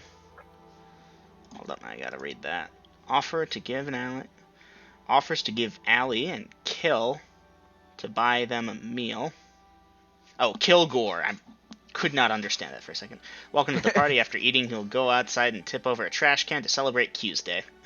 Again, Velkin, that's tomorrow, but that is still well within character of you. Duly noted. Just wait on the wagon. Wanted to go to a different place as she is sick and blah blah blah. Actually, you know what? It is totally in line with Quintus to celebrate his holy day a day early. Well done. Okay, Thank you kindly. 4 becomes a 5. I got beer back. That becomes a 10. Carry the 1. That becomes an 8. Huh, that was unintentional. But the party will have, recovered in total before taxes, tariffs, and dues and fees, and so on and so forth. SP, which is equal to... Dungeon Master. Mm-hmm. Garrick will inquire from some random employee here. Where do you go to file papers on a property outside of City Keeps?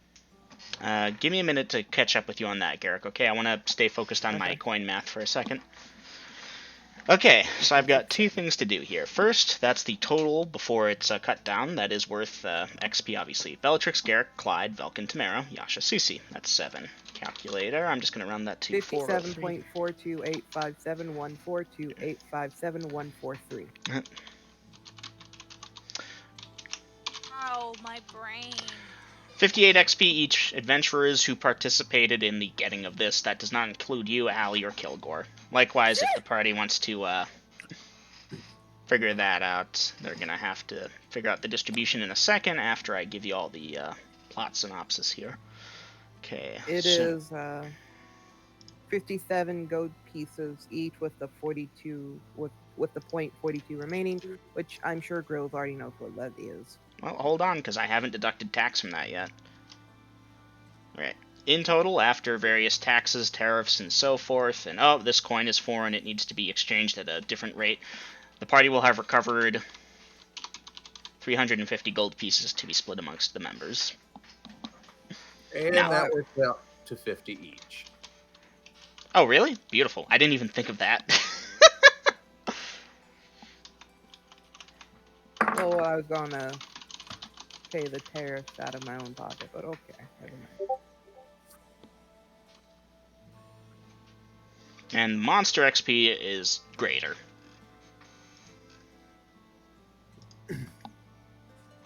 Up to date. Okay. Oh, there's XP. For monsters, yeah, because at this point the party's in a safe spot and they can get that. 5, 6, 7.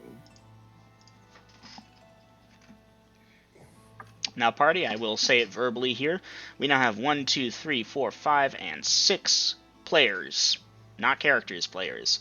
Of them, we have 3 of y'all playing 2 heads. You can continue playing 2 heads, but at this point I am not letting anyone bring in a second character, and if your second character dies, you're down to 1.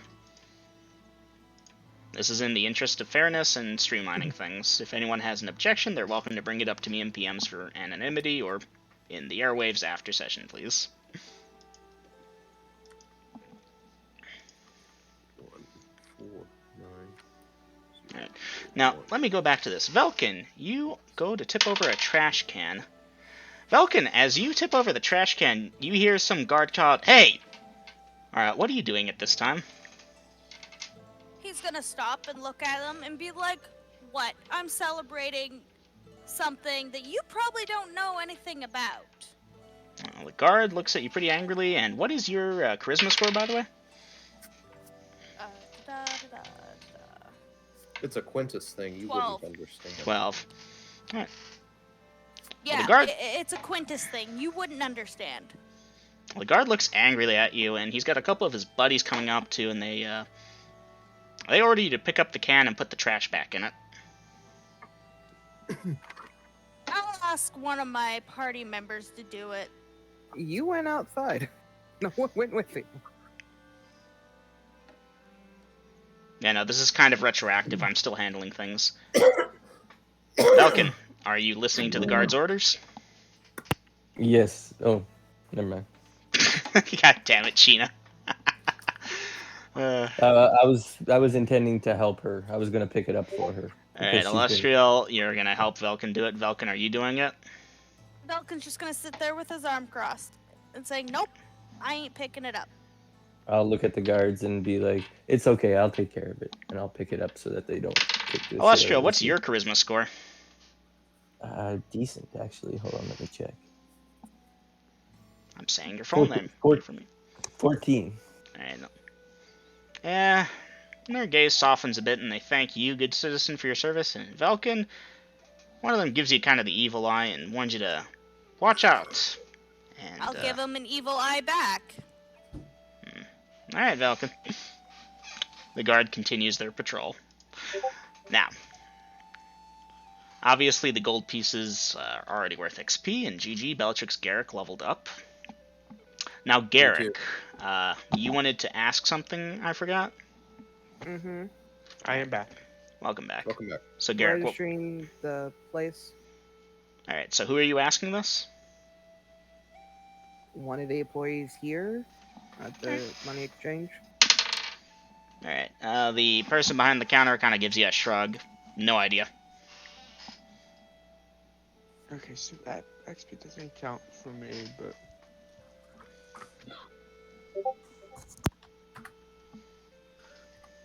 Does the 58 XP count for me or no? No. Okay, I was Nah, making sure. sadly not. Right now you haven't done anything, you don't have any experience. Yeah, I was just making sure. Mm-hmm. Yeah, I saw 2 different sets of XP. So it looks like the party's hankering to do a time skip, aren't they? Mm-hmm. Hmm. A time skip will literally starve me to death. Yeah, you... I'm gonna have to find a job or something to pay your meals. There we go. There we go. I can Alright. go waitress. Basically. I do too. Alright. So with these 2 new people joining, do I need to make any intelligence perception check to see if I see any holy symbols? Great call. Okay, Illustrial, I don't think so. And Kilgore, I don't think so. Yeah, I don't think either of you all carry holy symbols, do you? Nope. Not outwardly, at least. Mm-hmm. Okay. So in that case, am I correct in assuming the party would like to assemble a time skip? Mm-hmm. Yeah, please. Okay. So, the first and obvious thing is going to be the party's going to need a place to stay when they're not doing stuff during the time skip. The inn rents rooms at 2 gold pieces a night, which very quickly starts to eat into things. I would like to find a job doing that. Doing what? Not for that. Hmm? What are the types of jobs? Because I've never figured that out. Just whatever job you can get. Yeah. Whatever I can find. Whatever you could find. Sorry, I'm still trying to add up my XP and stuff. Alright, so yeah, you're good, Naomi. You can keep adding that up. So Bellatrix and Garrick leveled up. Clyde, I believe, said leveled up twice. So yeah. Yeah. The things I need to know. Things we need to hash out. Where is the party staying? Where is the party training? Who is training what? Anyone doing anything special? Question mark.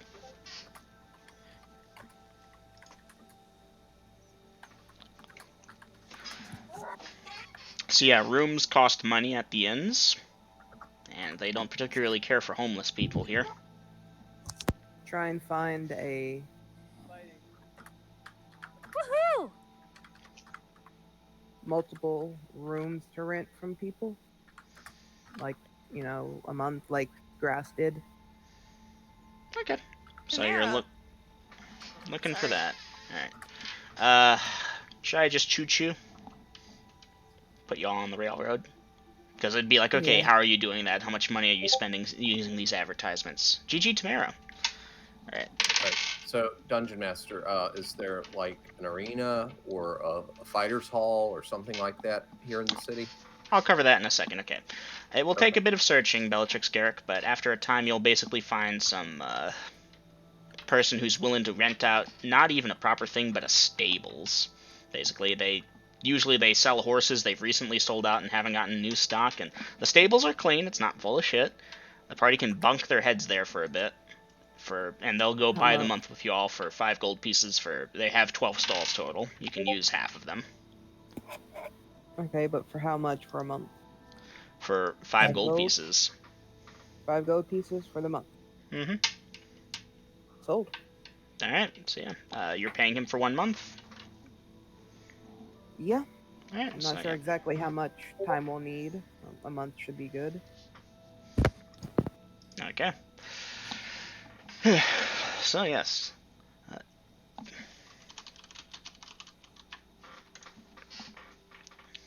Okay, so, after the party has secured their lodging, basically y'all are gonna sleep on your sleeping bags in said barn, and yeah.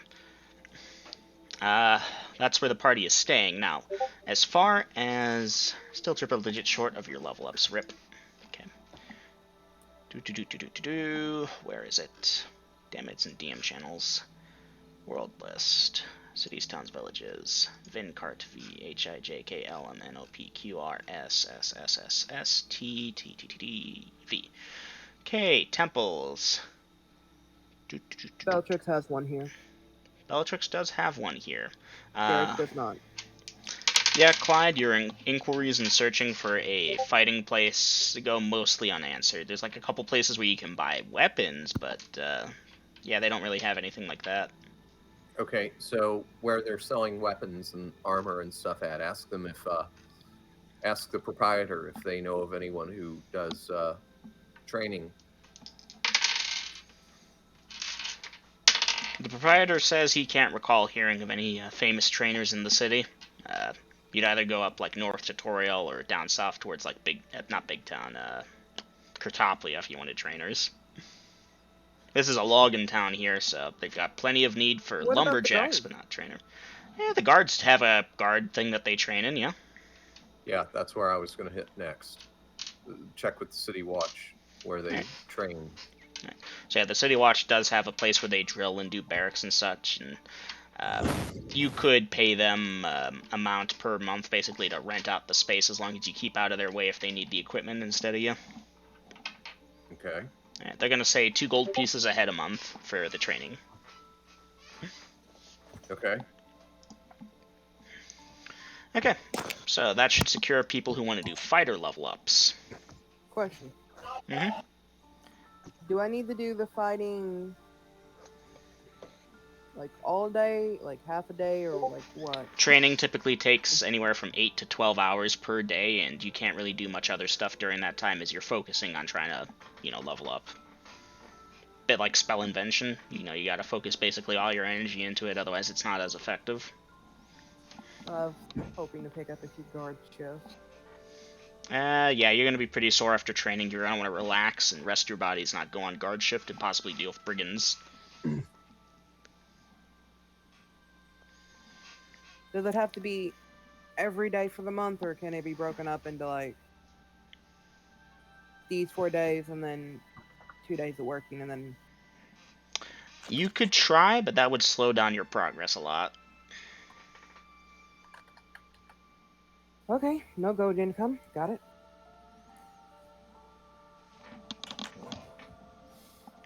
Okay, now Velk and Tamara. I'm gonna have to cover you all really quickly. Susie, Yasha. Okay, now Susie and Yasha, I assume you're all gonna be a package deal in a way where Susie's gonna speak for Yasha, and Yasha will just stand there and look intimidating with that slash across her throat. Basically. Mm-hmm. And Susie, what's your charisma?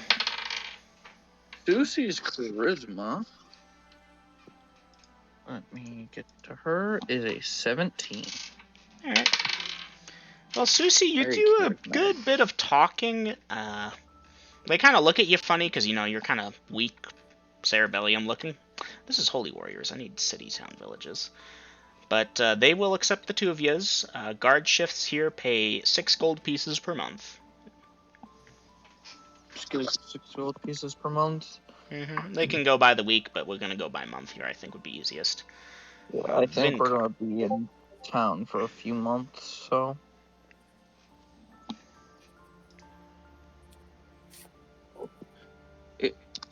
Double M, when you can you DM me how many months we're doing a time skip for so I can do the math on how much gold Josh and Susie gets? Alright, I'll need to determine that. Okay, so fighters, y'all are basically training over there for levels, and Clyde, you're going for proficiency training as well. Yep. Right, now, Holy Warriors, typically your training involves both fighting and prayer meditation. Bellatrix, you have your temple here, which is good. Garrick, you don't have a temple here, so you're going to have to try and make do with what you can. Clyde, you don't need that.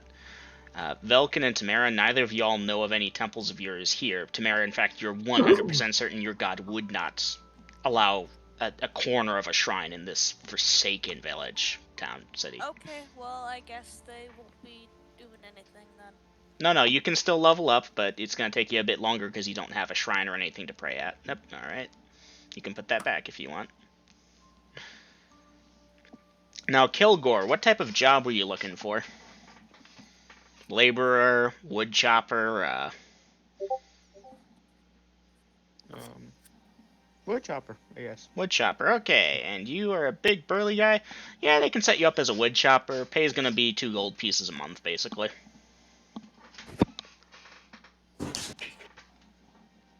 It's hard labor. It's honest labor. Your hands are probably more akin to slicing with a weapon than chopping with an axe, but they can get you set up easy enough. And yeah. Before calculations of time skip time, Double M, is this the town that we were in that we got the Temple of Vernellis to try and research what that white powder is? Yes. Yes, it is. Then Susie would be going to the Temple of Vernellis to see if they found out what that white powder is as well.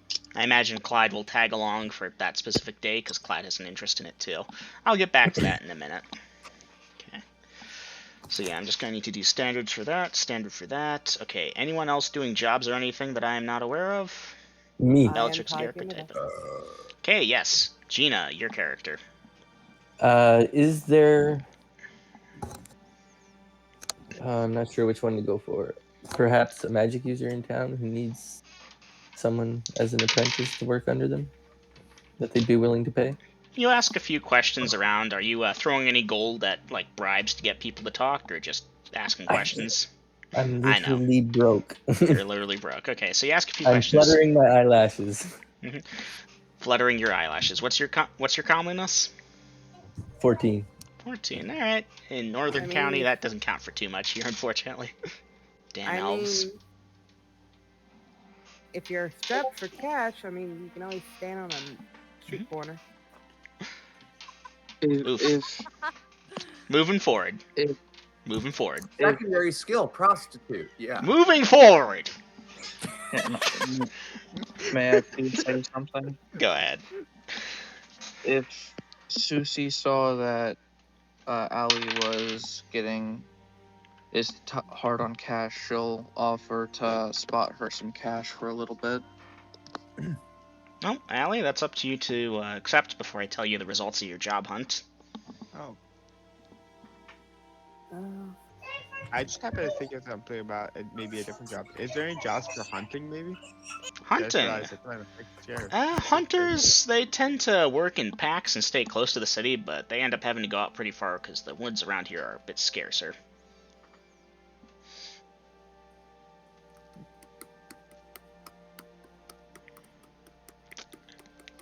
Okay, I'm gonna have to get to Bellatrix Garrick soon enough. Okay, so yeah. Fuck, where was I? I just lost my train of thought. Okay. Austria, you will, after a bit of searching, there is a mage in town. They have a fairly ordinary-looking house. I'm not rolling up their details yet. Point being is that they aren't looking for an apprentice, and they'll make that aware of you, but they need someone to run errands for them while they do spell research. They will pay you the princely sum of 1 gold piece per month to do this for them. Is that enough for me to survive? Like, I would be willing to work You'll have to for live room and board. very cheaply, but yeah, no, they'd be like, okay, you can have a bit of one of those apples from the fruit bowl if you're hungry. You know, you should be able to survive and turn a profit of 1 gold piece. All right. You're gonna have to eat a lot of 5 copper soup, but you'll live. Maybe a bit skinnier. I think gruel is a copper, and yeah. Mud is free if you go outside the city. It might not be nutritious, and it won't be delicious. Okay, going back to the top of the list. Clyde, you are going for training. Give me an intel check. I rolled a 6. Hell yeah. All right, another? Actually, 14. Just rolled 3 of them total. On the nose, and the third one failed by 2. Failed by 2. Okay, it's going to take you the full 4 weeks to train up as a fighter. That being said, after 4 weeks of work and sweat and tears, huzzah, fighter. Okay, and that's 2 levels or 1 level? That's the first level. Okay. And again, 3 intel checks. On the nose, by 3, and a 1. And a 1. Okay, the next one takes only 3 weeks. This puts the party 7 weeks into the time skip. Now, you're also going for proficiencies? 1 proficiency on the bastard sword. Alright, in that case, go ahead and roll me 2 d20s. 12 and a 3. My intel again is 14. 14, okay. And after an additional 2 weeks, you will have a proficiency on the bastard sword. Huzzah. Okay, so 9 weeks. Okay. So that's you, Clyde. Alright. I thought that was 8 weeks. 7 plus 2. 4, 3, 2, 7. what? 432 for a total of 9. 9. Okay. All right, I got to mark off my expenses. Okay, Susie and Yasha, good. Kilgore, good. I believe I got you Be covered as right a back. Gotta lumberjack. put some kids to bed. Yep. Okay. Yep. Allie, good. Tamara and Velkin. We're going to do basically the same thing. So let's start with Tamara. Tamara, please give me 3 d20s. This is a wisdom check based off your wisdom score. Okay. Now, Give me a Tamara, second. you are at a penalty of 1, unfortunately. So what was it? 3 3d20s with a -1 to each of them. So roll 3d20 and we'll figure it out. Okay. Or actually, 16, 15, 11. you're Intel 18, right? Not Intel, Wiz 18? I believe so. Let me look quickly. Air intelligence is 16. What's her wisdom? 17. 17. On the nose. Good, good. Okay, yeah, Tamara, you'll get your druidic level up in 3 weeks. Okay. Okay, Clyde, reroll that first one, obviously. Alright, there you go, Clyde. Don't Thank forget you. your con bonus. I'm not. I just thought I'd throw it out there because, Mhm. you know, I tend to Yep. be lucky with that shit. Yeah, you do. And what about Velkin? What Okay, am I rolling Velkin, there? you now get to make your 3 wisdom checks. They are not penalized. What's your wisdom? 4, 12, 16. His wisdom is 16. Alright, you also make it in 3 weeks. Now, Velkin and Tamara, maybe you can have Aiden help you if you're confused, but you can roll for your additional hit points at this time. Roll a d8. Alright. That should conclude that. Okay, Garrick, training for proficiency on the two-hander after 7. leveling up. Alright. You add 7 to your HP on whichever one that was you rolled. That'd be Tamara. So 7 plus 7 is 14. I'm in a holding pattern, so I'm going for a smoke real Yep. quick, gang. I'm trying here, guys. I'm aware. And let's, Tamara, Plus let's whatever go your get con Velkin. is. She is now 24. Whoa. Remember to write it down in your area, love. Yes, I'm working on that. So. Should love it up. Da, da, da. 3 dots. 17. 17 plus 7. There we go. Did that one. Velkin only gets 2. Sadness. Nope, reroll. No, you You, reroll if you it's get it under if half. it's 4 or greater. Am I doing that right? 8. Hey. Hey, Perfect! there you go. Max out. Okay, it's day 41 right now. It's another 20.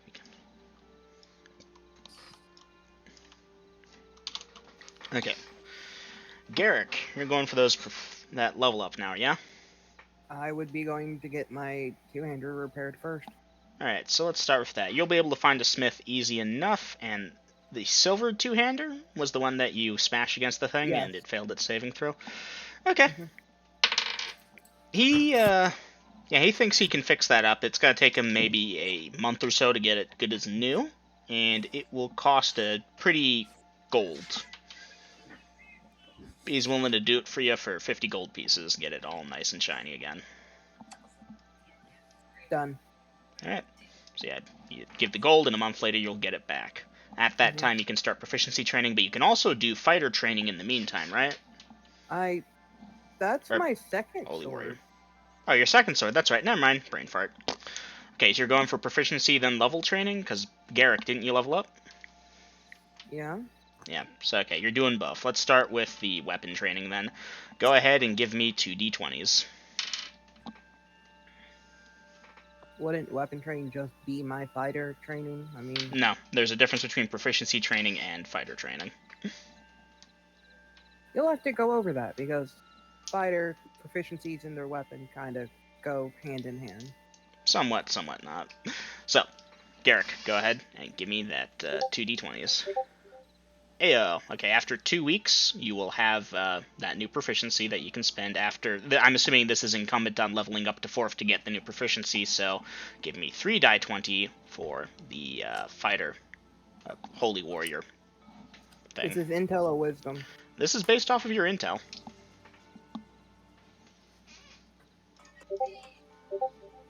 Alright, it will take you 4 weeks for that, however, which is 6 weeks total for you.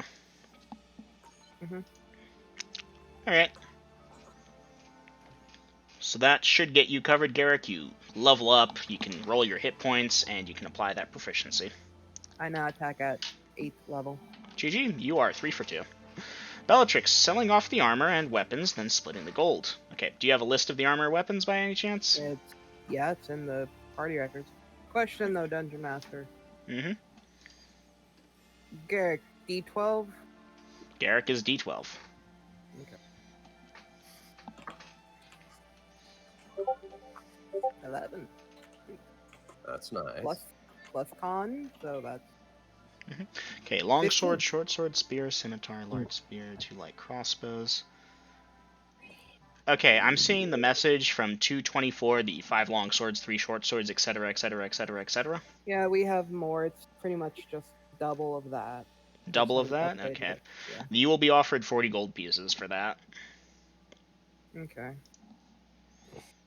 So 40. And split that up how you will. Training and debriefing her temple on the castle, showing them the copy of the rune she took and their translation, along with the Screaming Faces statues. 10, 20, 30, 35.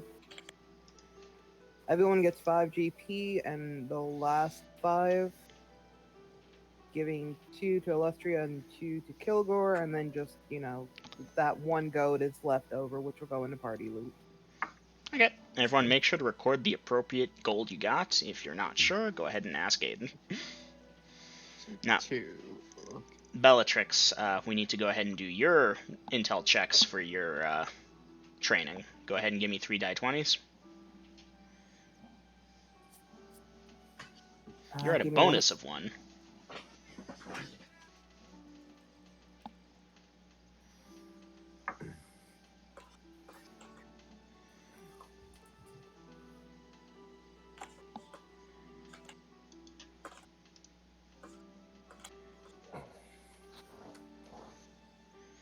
No, wait, I screwed up. It's not 5. 1. Oh no, we have 1 GP and EP, and that actually should go down by 1. There we go.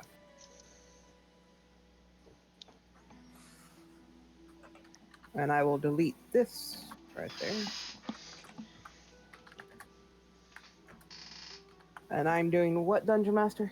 I need 3 die 20s. You're at a bonus of 1 each. These are intel checks.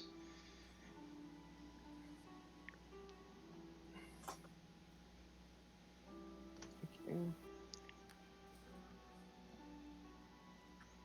Bellatrix's intel is... Oof, this is gonna hurt. I saw 1, 3, and what's the last number? 13. 13. What's your intel? 12. 12. Was that 13 before or after the bonus? You never told me the bonus. I said bonus of 1. Congratulations. After 3 weeks, you have leveled up. Give me 2d20 for the proficiency. Give me a moment. Recording my HP. Ooh, that is skippy. Now, Garrick, correct me if I'm wrong. You're a master of the two-handed sword now, right? Yes. Nice. Am I allowed to learn a new weapon now? Like, you never told me? Yeah, absolutely. Okay. The Centurions are not restricted to one weapon, but it is encouraged that you master one. Okay. So, intel, or no. How many? 3? 3. 1. Actually, it's 2, my bad. This is for the weapon. 2 d20s. Hey, pass. Alright, so after another 2 weeks, for a total of 5 weeks, you will have your, you'll have that weapon proficiency. Okay. Now you debrief the temple on the thing, showing them your copy of the runes you took and the translation along with the Screaming Face statues. Like everything. I'm unloading everything I know. Oh, alright. They seem very intrigued by it and take notes and inquire if you've cleared the place out. You'll of course explain not, and they'll encourage that you should try to clear out through there. There might be something worth having in there if that thing is that well guarded by undead. If nothing else, the undead must be purged. Well, yeah, she's informing them that they just came back to resupply and then they're going back out. Alright, so yeah, the temple wishes you best of luck with that. And she informs them she intends to set up a shrine once she can get the funds to repair it out there. Well, they recommend, once that's done, you clear the thing, they can have a cleric come on in and check it. It could be an unholy site, perhaps, and in which case it will need to be sanctified before it can be converted. Oh, she'll also show them the trap map. The trap map. I am failing English. I will show them the diagrams and everything that I've taken of the insides and, Yep. with the traps outlined. Alright. Well, yes, they will share the party's sentiment that whoever designed this thing must have been fucking insane to place that many goddamn traps all over the place. They did not want visitors. Take care. Alright. Now, I believe the last item on my to-do list before the time skip is concluded is as such. Clyde... I still need to roll my HP. Oh yeah, you can roll your HP. You're a D10 as a Knight of Death. I'm a D10. You should be. Are you not? No. Oh yeah, that's right. You're a D12. My bad. The one other holy warrior. Brain fart. Okay. So while you roll that, Clyde and Susie go to the Temple of Vernellis with the bags of the powder and request information as to, hey, we brought this to you a while back and y'all said you'd identify what it is. Yeah, that stuff. The temple believes they have figured it out. It is essentially a pre-modern version of concrete powder. It's a mixture of a couple different things. Limestone's in there, and when you get it wet, it hardens into a fairly hard shape, but more specifically, it's dense. They use it for weighing down certain things. It doesn't have too much intrinsic value as an alchemical ingredient, but its density is interesting. The temple could have some small use of it. It's good for foundation building if y'all are willing to sell it to them. How much are they offering us? Alright, y'all had a chest of it, and Clyde, your 2 sacks. Mm-hmm. They'll offer 20. Go ahead. Are we all there, or just Yasha and Susie? Well, Susie and Clyde were the ones who expressed interest, so that's the ones I have doing it since everyone else would be leveling up. Clyde is taking a singular day off, and he's going to be a day later because of it. So, they'll offer 20 gold pieces for the lot of it, basically.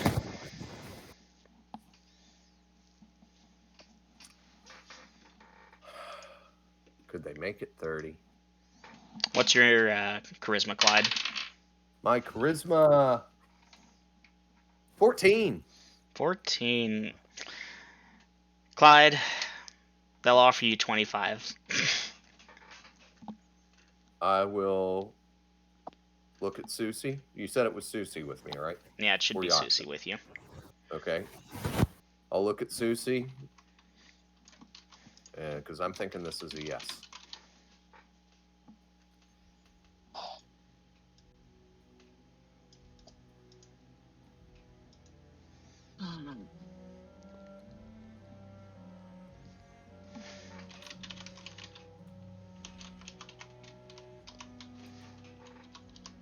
What is the party doing?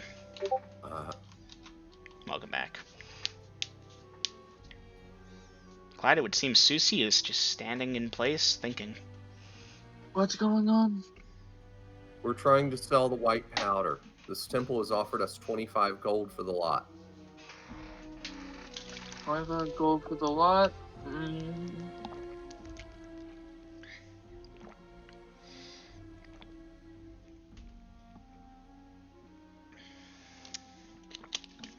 And I'm looking to you, because I say we take it. Probably. Alright, then we take the 25 gold. Right. Party, 25 gold, distributed as evenly as you wish, and whoever gets a gold piece gets a full XP. Yay. The party will be at full hit points by the end of the time skip. Okay, 25 divided by 7 is... Right. Bellatrix, you'll have to pay the guy with the stables for a second month. Okay, so everybody that was there when we found the white powder, you get 3 gold pieces, and the 4 left over is going in party funds. Lydia, will you see to that? Well, I don't have to, because that's being checked out along with that 1 gold there to pay off this dude. Alright, there you go. And thus, About 9 weeks later, on day 54, yes, party, New Year's comes and goes. Y'all may or may not take the day off. They probably have something to do with fireworks that spellcasters use. But yes, the new year enters, and everyone's like, okay, can we calm the fuck down? No more blood moons. Might I interject here for a moment? I'm assuming silence is a yes. Go ahead. Clyde, were you back at full HP? Yes. Okay. Yes. Party, you Before should you all be at leveled full up? HP. Yeah, because I was only 1 hit point down, and we got a good night's sleep, and that was before we made it back to town. Well, the thing is, I was not back at full HP when we leveled up because I never got any more healing. The party is at full HP. This is the voice of God. And another thing is, Yasha, you need to update your triage. Oh, hey, I can delete that now. Dungeon Master, did I get my replacement cart? Okay, so you're paying gold for that cart. Well, I mean, I had time to put it on order while I trained. Yeah. So, Do you have the gold to pay for it? I have gold and gems. Gold and gems? Okay, in that case, you should be good to pay for it if you've got the old price. You remember the old price you said, so. That was 150, correct? Yep. Bada bing, bada boom. You're the proud owner of Right. a second cart.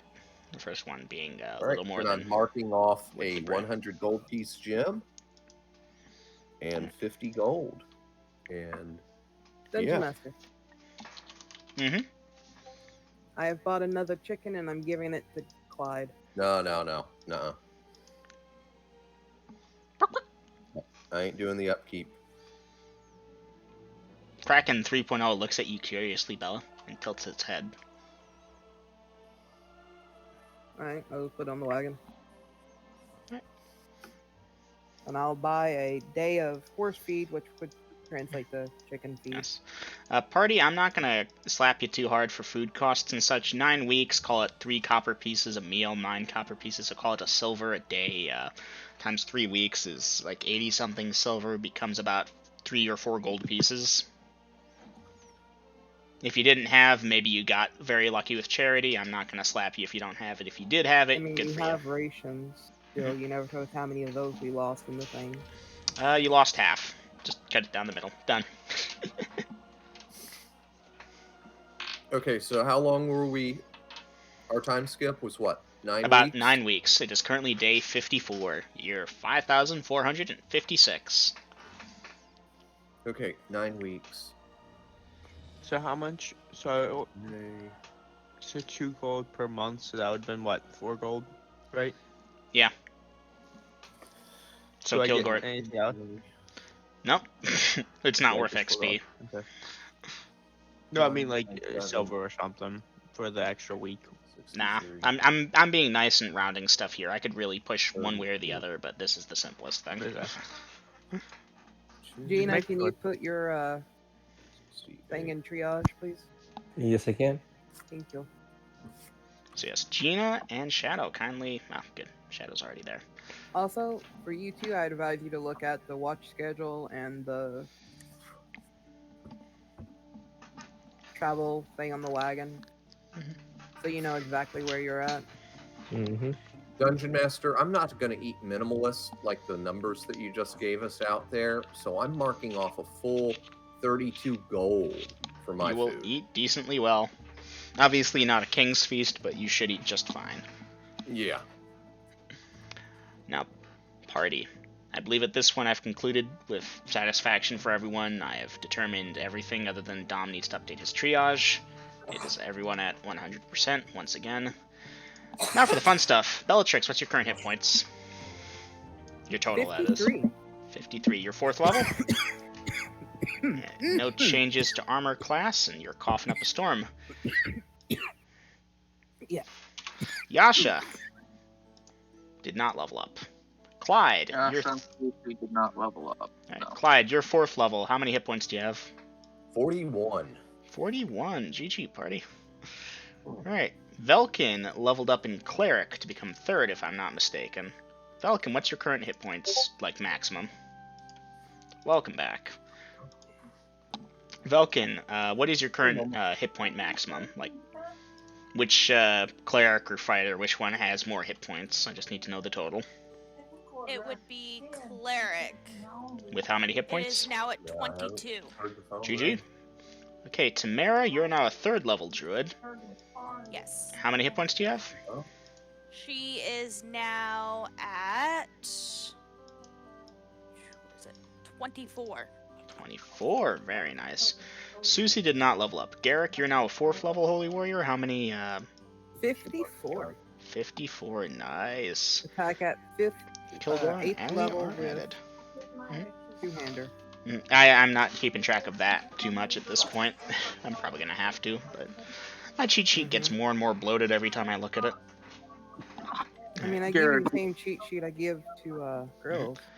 Yeah, no, I found a different compacted thing, but yeah, that works. Garrick, are you 5th or 4th level? 4th. Okay, never mind. I thought you said 5th. I attack at 8th level. That's why I thought you said 5th, because it just didn't add up in my mind. So, okay. After the time skip is concluded, what is the party doing? Heading back out. Alright, heading back to yonder place. Mm-hmm. Yonder dungeon. Dungeon Masters, could we have resupplied at regular prices? Regular prices, I will allow it. Okay, thank you. Then yes, we're heading out. I think we've got some more loot to get out of that place. Oh yeah. Okay. So, okay, how many months was it? 2. 2? So 2 months and a week. But you're getting paid 2 months because the Dungeon Master said so. Just your wages were adjusted for inflation. What's a forester? A forester? Probably someone who cuts down trees in a forest and shit, I imagine. Okay. Give me a second.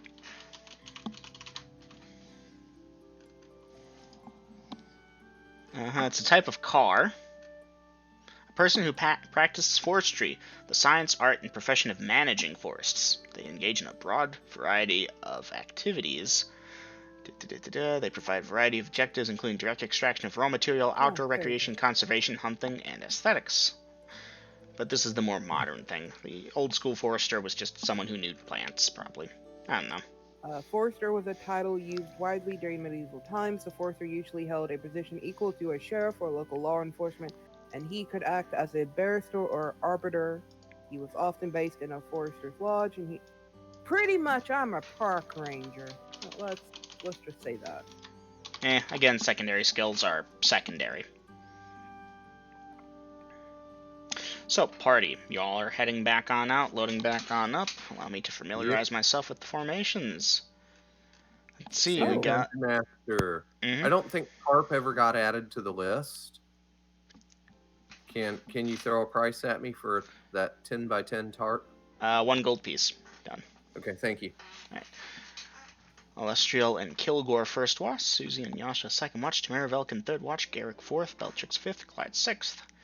Marching order, wagon formation.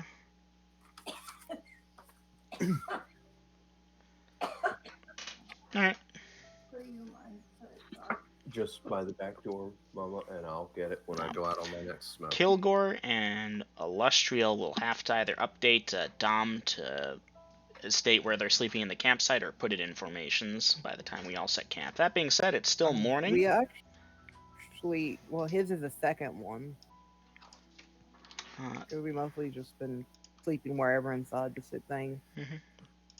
That one was made so in case that sleeping location did come into play, you didn't have to go down the list asking people where they wanted to sleep.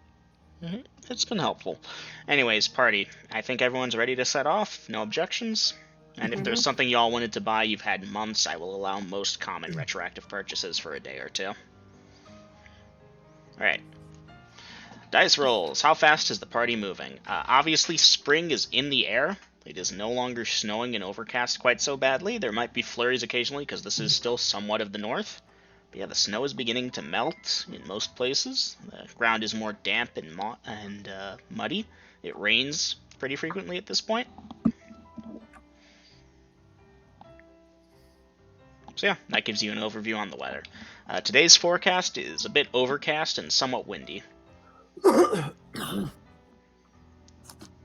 Probably 3 miles per hour to get to our point where we go off-roading. I'm moving at the speed of clip clop. Yeah, I'm going to keep up with the wagon. So whatever they set the pace at.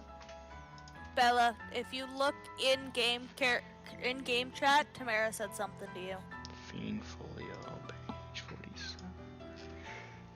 Bella is going to be walking besides the wagon.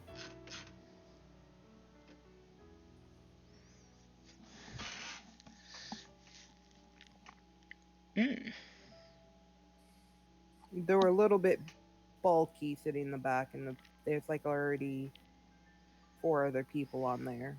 That's why she asked if you wanted to sit up front with her, since there's You a got decent Velkin amount up of there. room. No, Velkin's in the back of the wagon. So you changed it? Yeah, because if you've seen in actions, Tamara was ready to leave, speaking to you again, and Velkin was sitting in the wagon talking to Allie.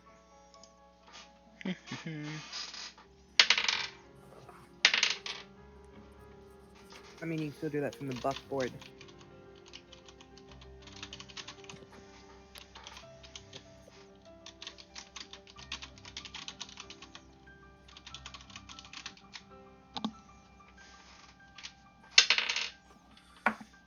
Give me a second.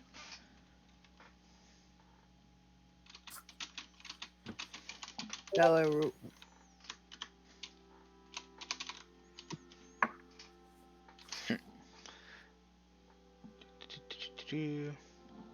I get the feeling we got another mage.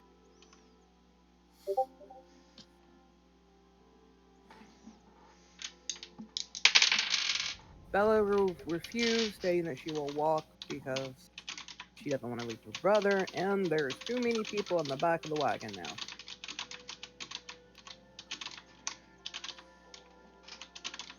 That's 35.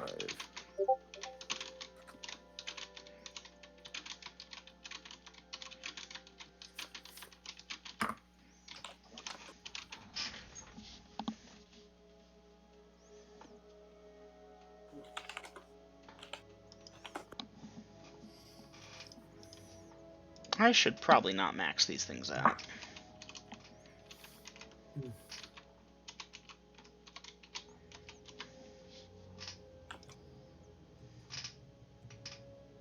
It's going to have to do me for now. Ooh, wait, what happened?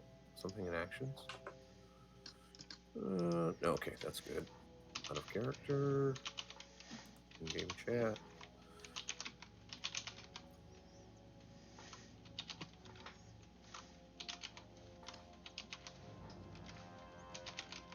Okay, and I got to pee, so I'll be right back. Any pee or smoke breaks would probably be best served now.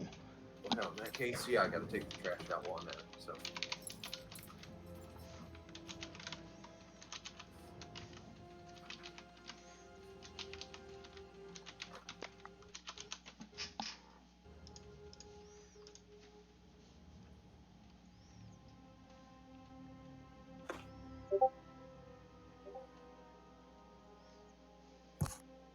Yeah, that's something I forgot to mention in Allie's description.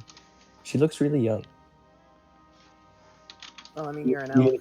Yeah, but even for she's really young elf. I rolled really low, and I got my age is really low even for an elf.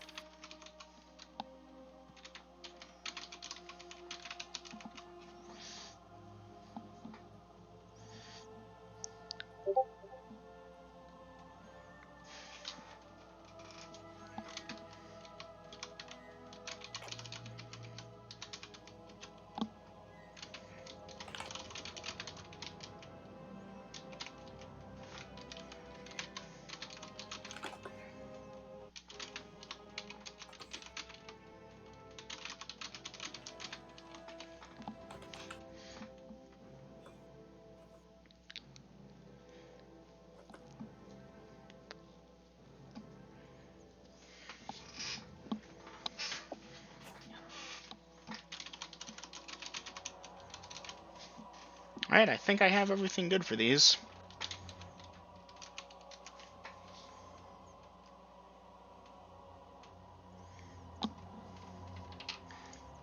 Welcome Okay. back. Okay, so Grills is still out.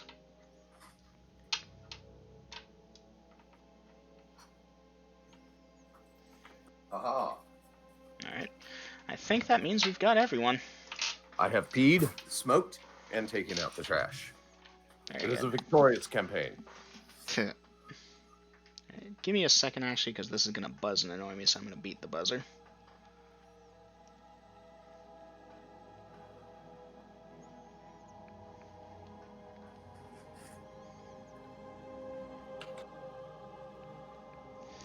So the party will be traveling along, and they'll reach the point on the road where you all normally off-roaded. Mm-hmm.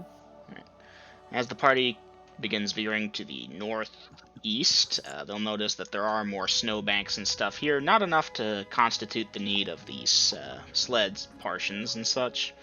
But yeah, there's just more snow here. Hasn't melted as much. Now, who do we have in front? I got Clyde, Bellatrix, Garrick on the sides. I need to determine directionality relative to party. Right, Clyde normally sticks left, Bellatrix, Garrick. Okay, right now I've got Bellatrix, Garrick. Are you two sticking together or taking opposite sides? Sticking together. Alright, so I've got you on the right side with Clyde at the moment. Or my bad, the left side with Clyde. I've got everyone else on the wagons. Okay, buckboard should be Velkin and Tamara, I think, or my bad, it's let me check. Clyde, Bellatrix, Garrick. Tamara and Velkin, yeah, up front. So Tamara and Velkin can give me perception checks at a penalty of 4.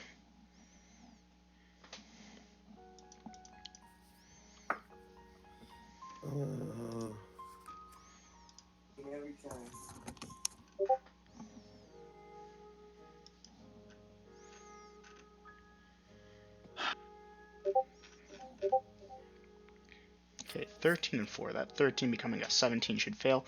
That 4 becoming an 8 should pass.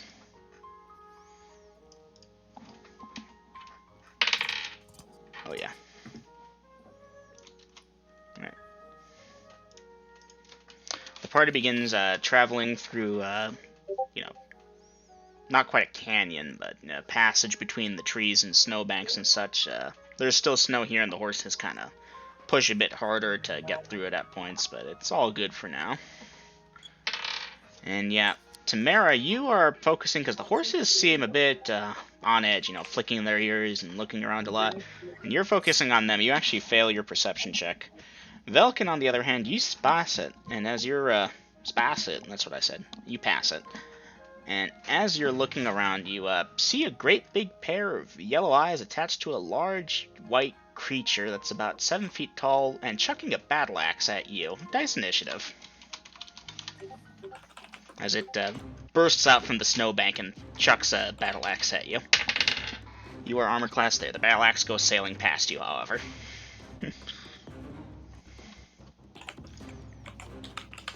Deal. Multiple figures begin popping up from buried positions in the snowbanks. They are man-like, as in they're bipedal. They are holding axes or primitive-looking swords in either one or two hands. They have white fur, yellow eyes, and very sharp-looking white teeth that they roar at the party with. The horses freak the hell out, obviously. Before I say Fighting anything Yetis. of it, They're about 7 feet tall.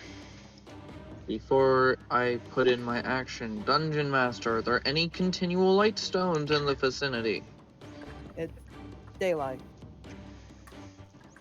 I don't know what y'all do with your continual light stones. That's why Yasha, you I was believe the asking. light stones to currently be sealed away and thus not affectable by the thing. As you pause to consider this, a couple seconds of your initiative will be lost.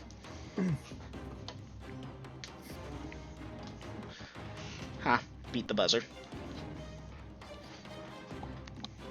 So do we all see this or just them? The party will need to make perception checks.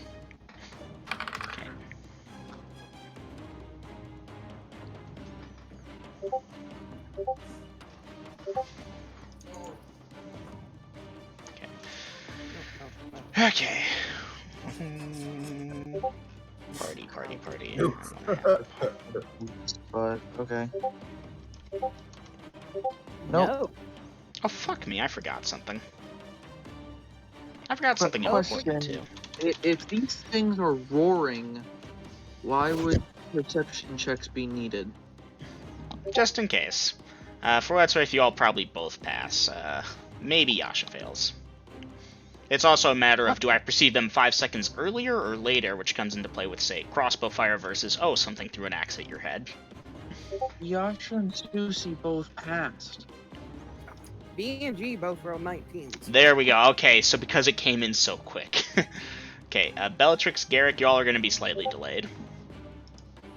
Yasha, Susie, you're good. I apologize, Dom. I didn't realize that y'all had combined there. Done a little fusion, huh? Okay, Bellatrix, Belton Garrick. did shout out. Mhm. Oh shit, guys.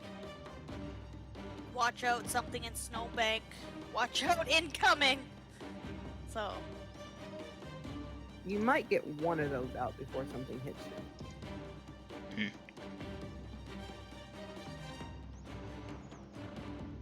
I'm pretty sure. Okay, it's I'm just pretty on sure DD that's everyone in the party. I have 1, 2, 3, 4, 5. I have 6 players, but only 5 actions. Gina, what's your action? Is Gina back? Gina failed with Yeah, an it's coming. 20.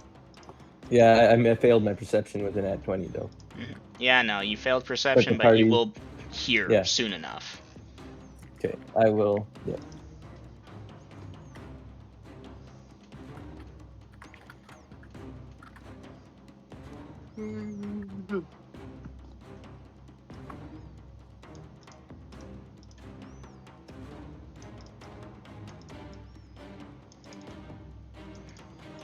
Hop out of wagon on other side. Okay, so Illustrial, this came from the right-hand side. You're hopping out on the left side? Thank you. Okay, so I'll tell you what happens as you do it. Okay, Clyde, you have the crossbow. Roll to hit. Yeah. These things are armor class. That 15. hits, dice damage. For 4. 4 points of damage. Beautiful. Okay, just a second. So yeah, now you shoot the lead one for 4 points of damage, and the arrow sticks in its fur. It roars and grabs the arrow and yanks it out and raises its axe two-handedly above its head and charges at you, Clyde. It will be accompanied by a few of its buddies. Okay, so she's going to be there a little bit longer. About a wagon on the side, out of character, back. Okay. So I Alright, believe. Double M, I'm sorry. I shot it, and you said something about it grabbing the bolt and something, but Mama was telling me something. I'm sorry. Alright. So grab the bolt out of its chest, arm, where you shot it, and it's bleeding at this point, and it roars and throws the bolt to the side and grabs its axe and shakes it above its head two-handedly, and it and a contingent of its buddies are on their way over to you. Okay. Thank you. Let's see. On your desk on top of the last one. I need I'm to sorry, get my Dungeon combatants Master. here. I missed the description of any creatures that we saw. 7 feet White tall. fur. White fur, yellow eyes. Okay. Weapons, yes.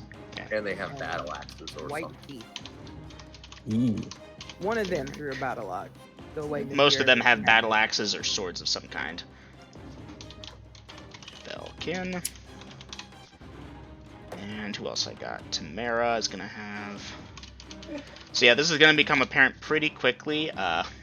Gina, your character, as they hop out the left side, the snowbanks to the left start rumbling, and more of these creatures pop up from the left, from the right, from the center. This is an ambush. Or a really goddamn lucky trap. Let's see. Susie, you're a Cerebellium, right? Yeah.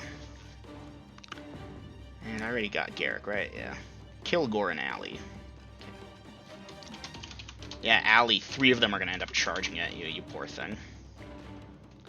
Yeah, I know. I'm dead. Maybe. Who else was the elf? Oh yeah, that's right, Yasha.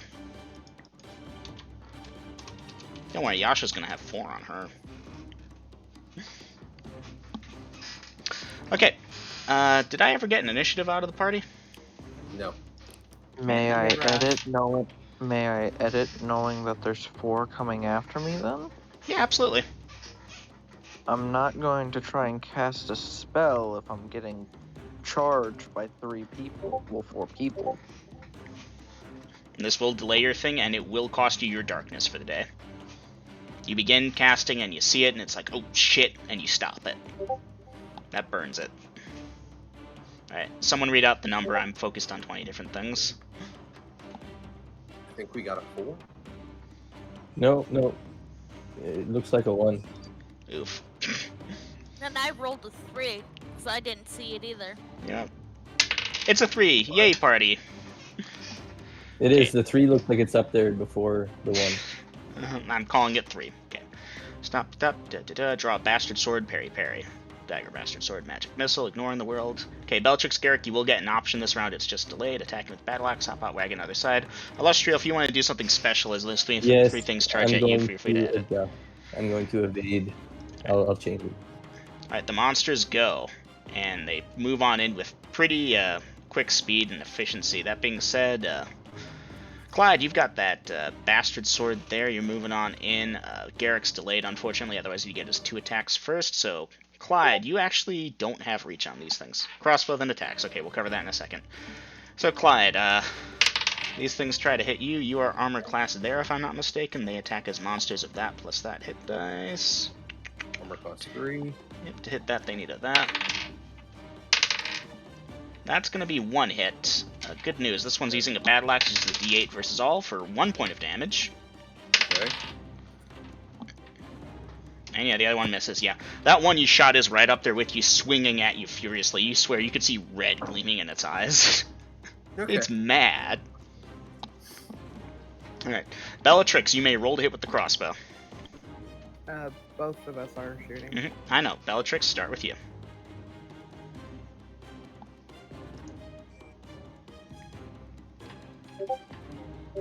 Nope. Alright, and Garrick, roll to hit.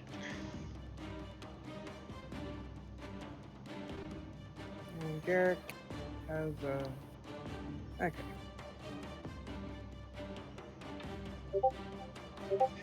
$11 at 4th.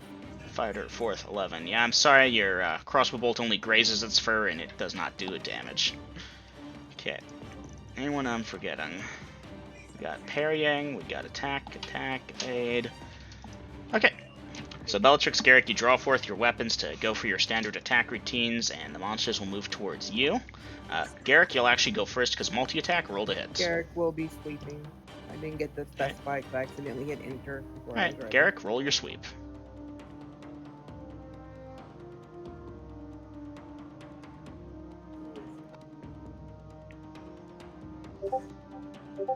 Five Oof. at 8. Yeah, Garrick, I'm sorry. Even with your strength, that's a miss. Duly noted, Naomi. Alright, and okay, that's the party's multi-attacks. I've done the attacks on Clyde, attacks on Bellatrix. Bellatrix armor class there. For these things to hit her, they need a pretty damn good roll. Alright, Bellatrix, the 2 that try to attack you do so fruitlessly. Your armor holds up fairly well, but they do scratch it. Garrick, your armor class 2? 4? What's your armor class again? Garrick. 1. 1, that's right. Very good, Garrick. Garrick's got a good armor class 2. That almost would have hit him. And that one doesn't hit him. Okay, that's the attacks on Garrick. Velkin, you're going to get your attack, but it's going to be slightly delayed as 2 of the monsters go to engage you. Velkin. Damn it, I need to do this better next time. Okay. Velkin, armor class 2.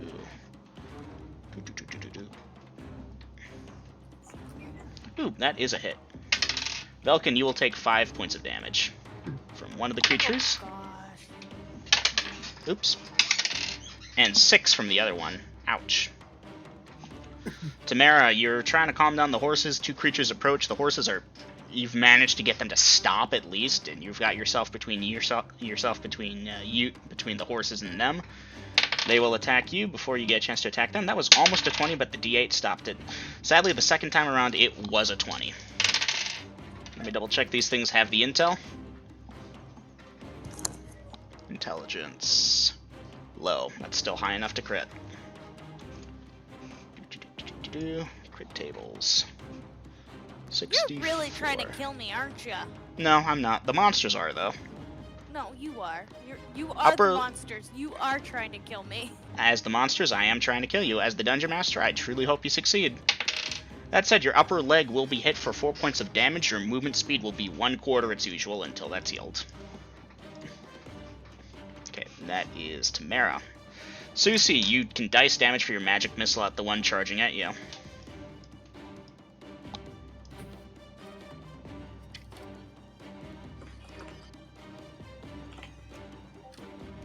I'm gonna need someone to call it out if I don't see it. 2, okay, I saw that. Alright, Susie, the bolt of green smashes into the thing. Its morale holds and it continues to attack. That will be a hit for 7 points of damage. Allie, you poor motherfucker, you. Go ahead and dice that evasion. They do not like you. They seem angry. I rolled a 5, Dungeon Master. 5, okay, that's gonna bring your beautiful armor class, Allie, to there. Which hopefully is enough. Let's see if that saved your ass. Fuck me. Allie, the first one actually connects. You go down. My man, I am sorry. You're not dead, but you are down. You're just gonna keep track of it? I'm gonna keep track of it. I apologize, Gino. That's not No targeted. Alright, No, good no, news it is the happens. other ones are probably gonna retarget, and I'm just gonna eat up their attacks for the round. Alright, that feels great. Okay, so yeah, Kilgore. 2 of them going to you. You'll get an attack slightly later. Kilgore's armor class. 6. 6, yes. Okay, that one does hit for 2 points of damage. Oof, the other one hits as well for 2 points of damage. I've been rolling a lot of good rolls for these things. Yasha has 4 and is opting to parry. Oh, parry. Yasha, dice that first parry.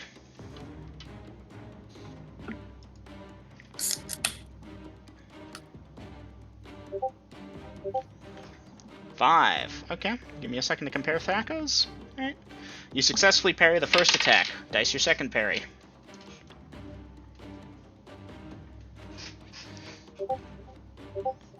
Oof. Well, at least you can't fumble that. On the downside, that reduces it to a that. And you are armor class... Yeah, no. That was not fun. Yasha is armor class there. So that becomes a that. Unfortunately, the parry is insufficient to stop the creature from hitting you. It does 5 points of damage. Alright, this concludes the attacks on the party by these creatures. Clyde, you may roll to hit with that bastard sword. Damn it, I rolled a 6. So that's an 8 at 4th. 4, 8. Unfortunately, that, yeah. They managed to dodge out of the way. Bellatrix, you may roll to hit your second attack. Second attack. The first attack, my bad. Yasha, dice the system shock then. Yasha, you remain conscious.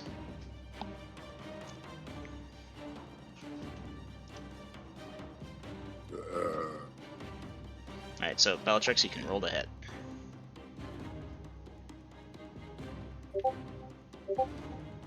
At 6th. Yes.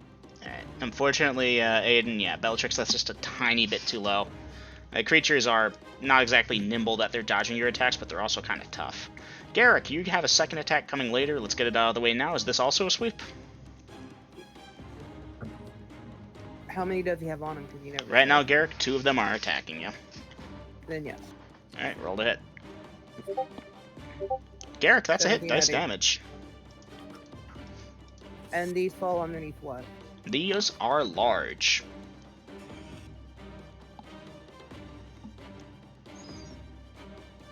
Mm, 6. Come on, not 65.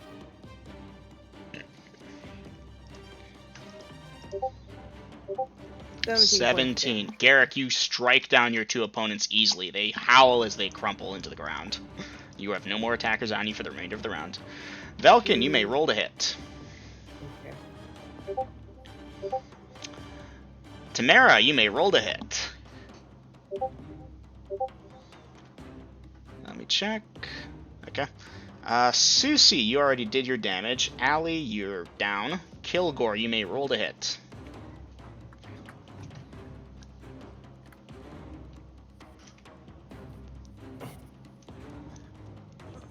Let's make sure.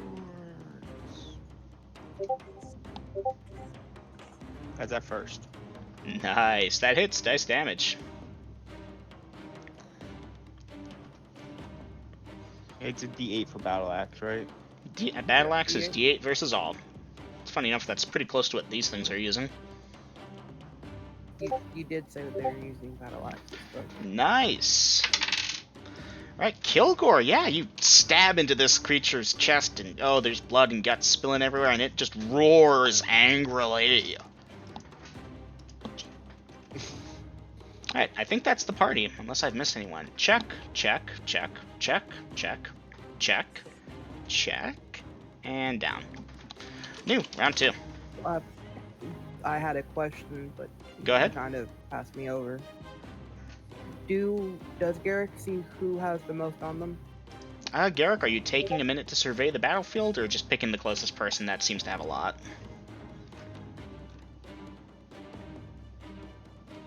How many are on me, Dungeon Master? Clyde, you have 4. You know, big boy. How many are on Susie? Susie, you've just got the one chasing you. I have 2, right? Kilgore, you've got 2.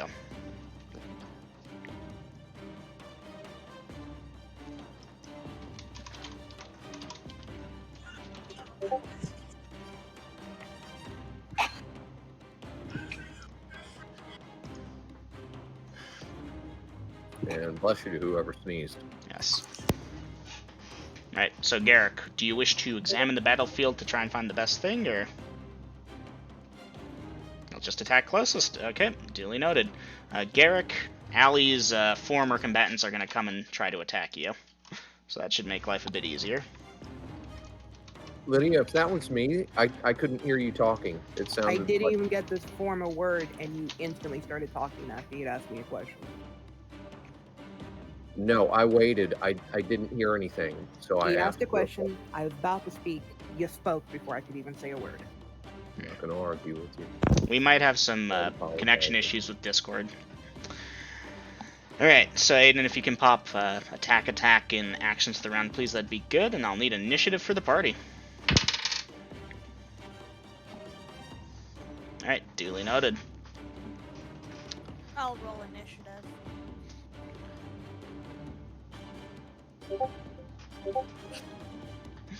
Okay. Alright, party does not have initiative.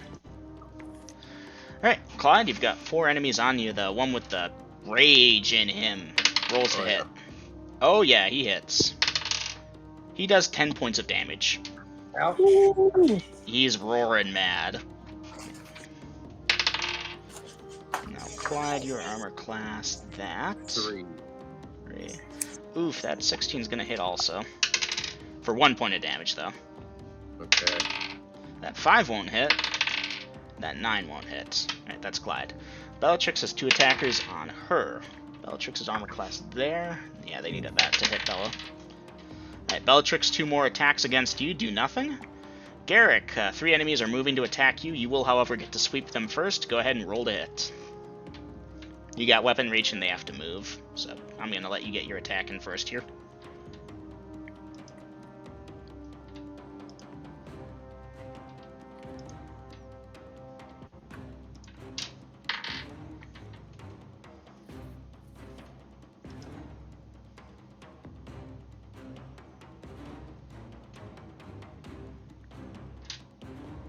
Aiden, you still there?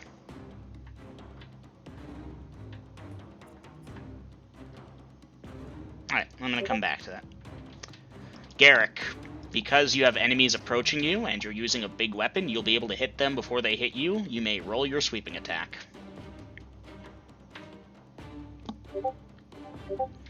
$18 should hit dice damage.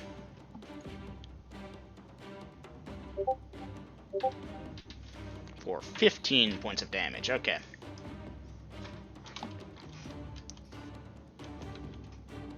Give me a second, I have to do math here. Alright, yeah, Garrick, you brutally wound all 3 of them, but they are still up, and they roar angrily at you. That's a miss. That is a hit. You will be struck for 7 points of damage by the second one. The third one will also strike you for 6 points of damage. Okay. Velkin, you are under attack. The first one misses you. The second one misses you. Tamara, likewise, under attack. Tamara, unfortunately, that will be a hit for 7 points of damage. You're rolling high for damage. Yeah, they get the D8. Some of them get more. Okay, that actually brings me over to Kilgore. So yeah, Kilgore, that one that you struck pretty badly with your battle axe is still up and attacking you. That being said, that's a miss. And the other one also misses. I think. I have to check that. I know the first one for sure. Yeah, second one still isn't even on the chart. Okay, Yasha, if I remember correctly, is double parrying. Did I skip Susie? I think I skipped the one on Susie. Yes, you did. Alright, Susie, dice your parry.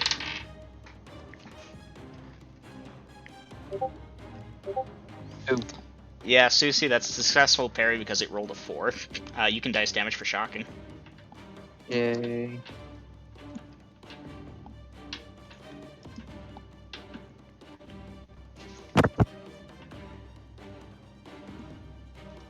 Just making sure I have the damage right. D8 plus 1 per level. Yep. 7. Ooh, yeah, barbecue. He seems very unhappy about that. He's injured and charred and smoking, and he continues to attack you this round, of course. Yasha, dice your first parry.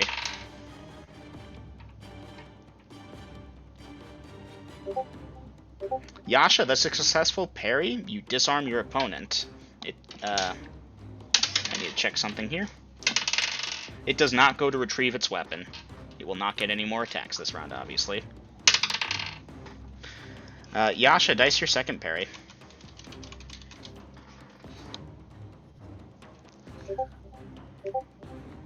Yasha, that is a successful parry on the second one as well, which actually rolled a fumble, if you can believe it.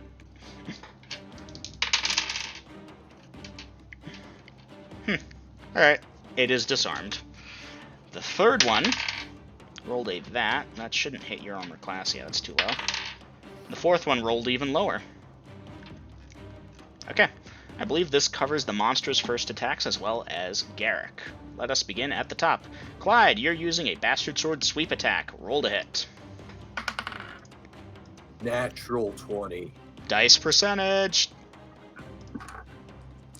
Slashing. 61. 61 would be upper leg hit. I'm just going to give it double damage.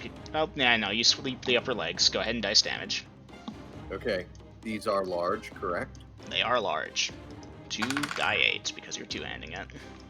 Alright, 13 plus 4 from strength, 17 doubled. 17 doubled becomes 34. Yeah, those 4 are dead. Limbs go flying everywhere as you turn into a blender of pain.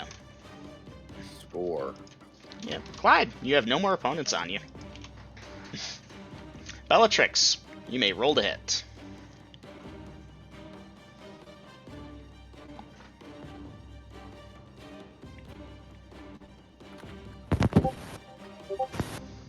Ten at 6th. That hits. Dice damage.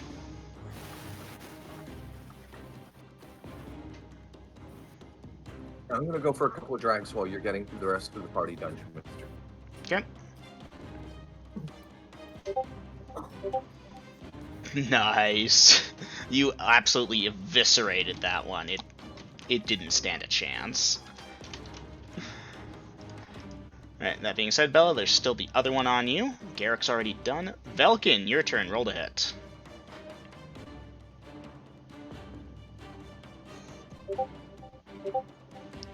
Tamara, roll to hit. I need to check that.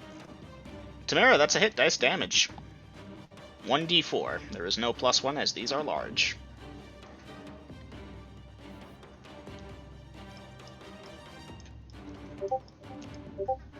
Max damage. Nicely done. Okay, Susie's thing is still fighting her. Susie parried. Allie.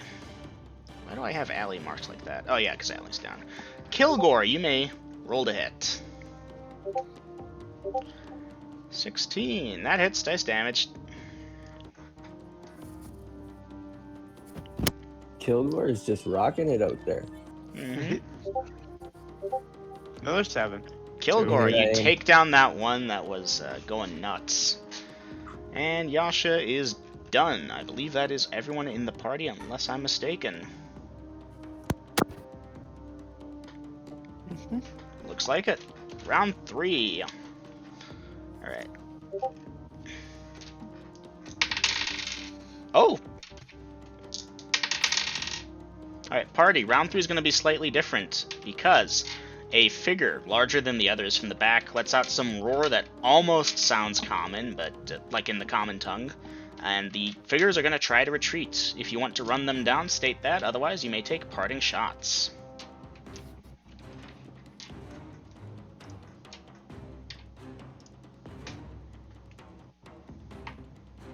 Alright.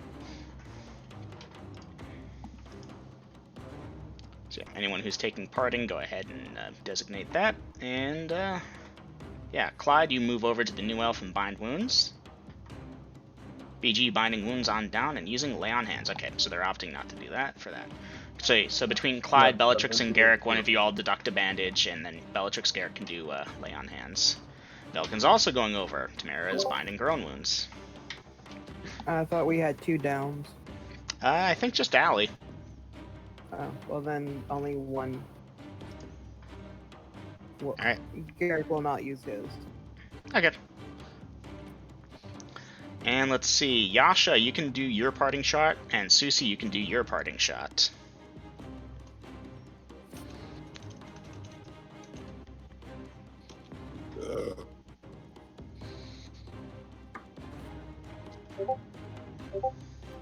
Yasha, parting shot versus this thing as a that. Yasha, that's a hit. You may dice damage.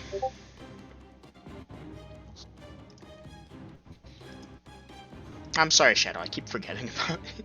I keep thinking, oh, we've got one more player, and there he is. No, wait, we got 2 more players. It's fine.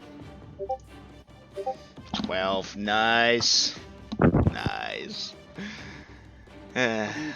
Sometimes a little slow to get my action in. It's all good. Yasha, you hurt it pretty bad, but it keeps running off, leaving a trail of blood behind it. And Susie, obviously, that's a nope. Alright, have I skipped anyone's actions for this round? Okay, so between all the people going to bind Allie's wounds, someone deduct a thing, and those healing, go ahead and tell them the healing or dice it. Okay, I marked off a bandage for Allie. Alright. And skip.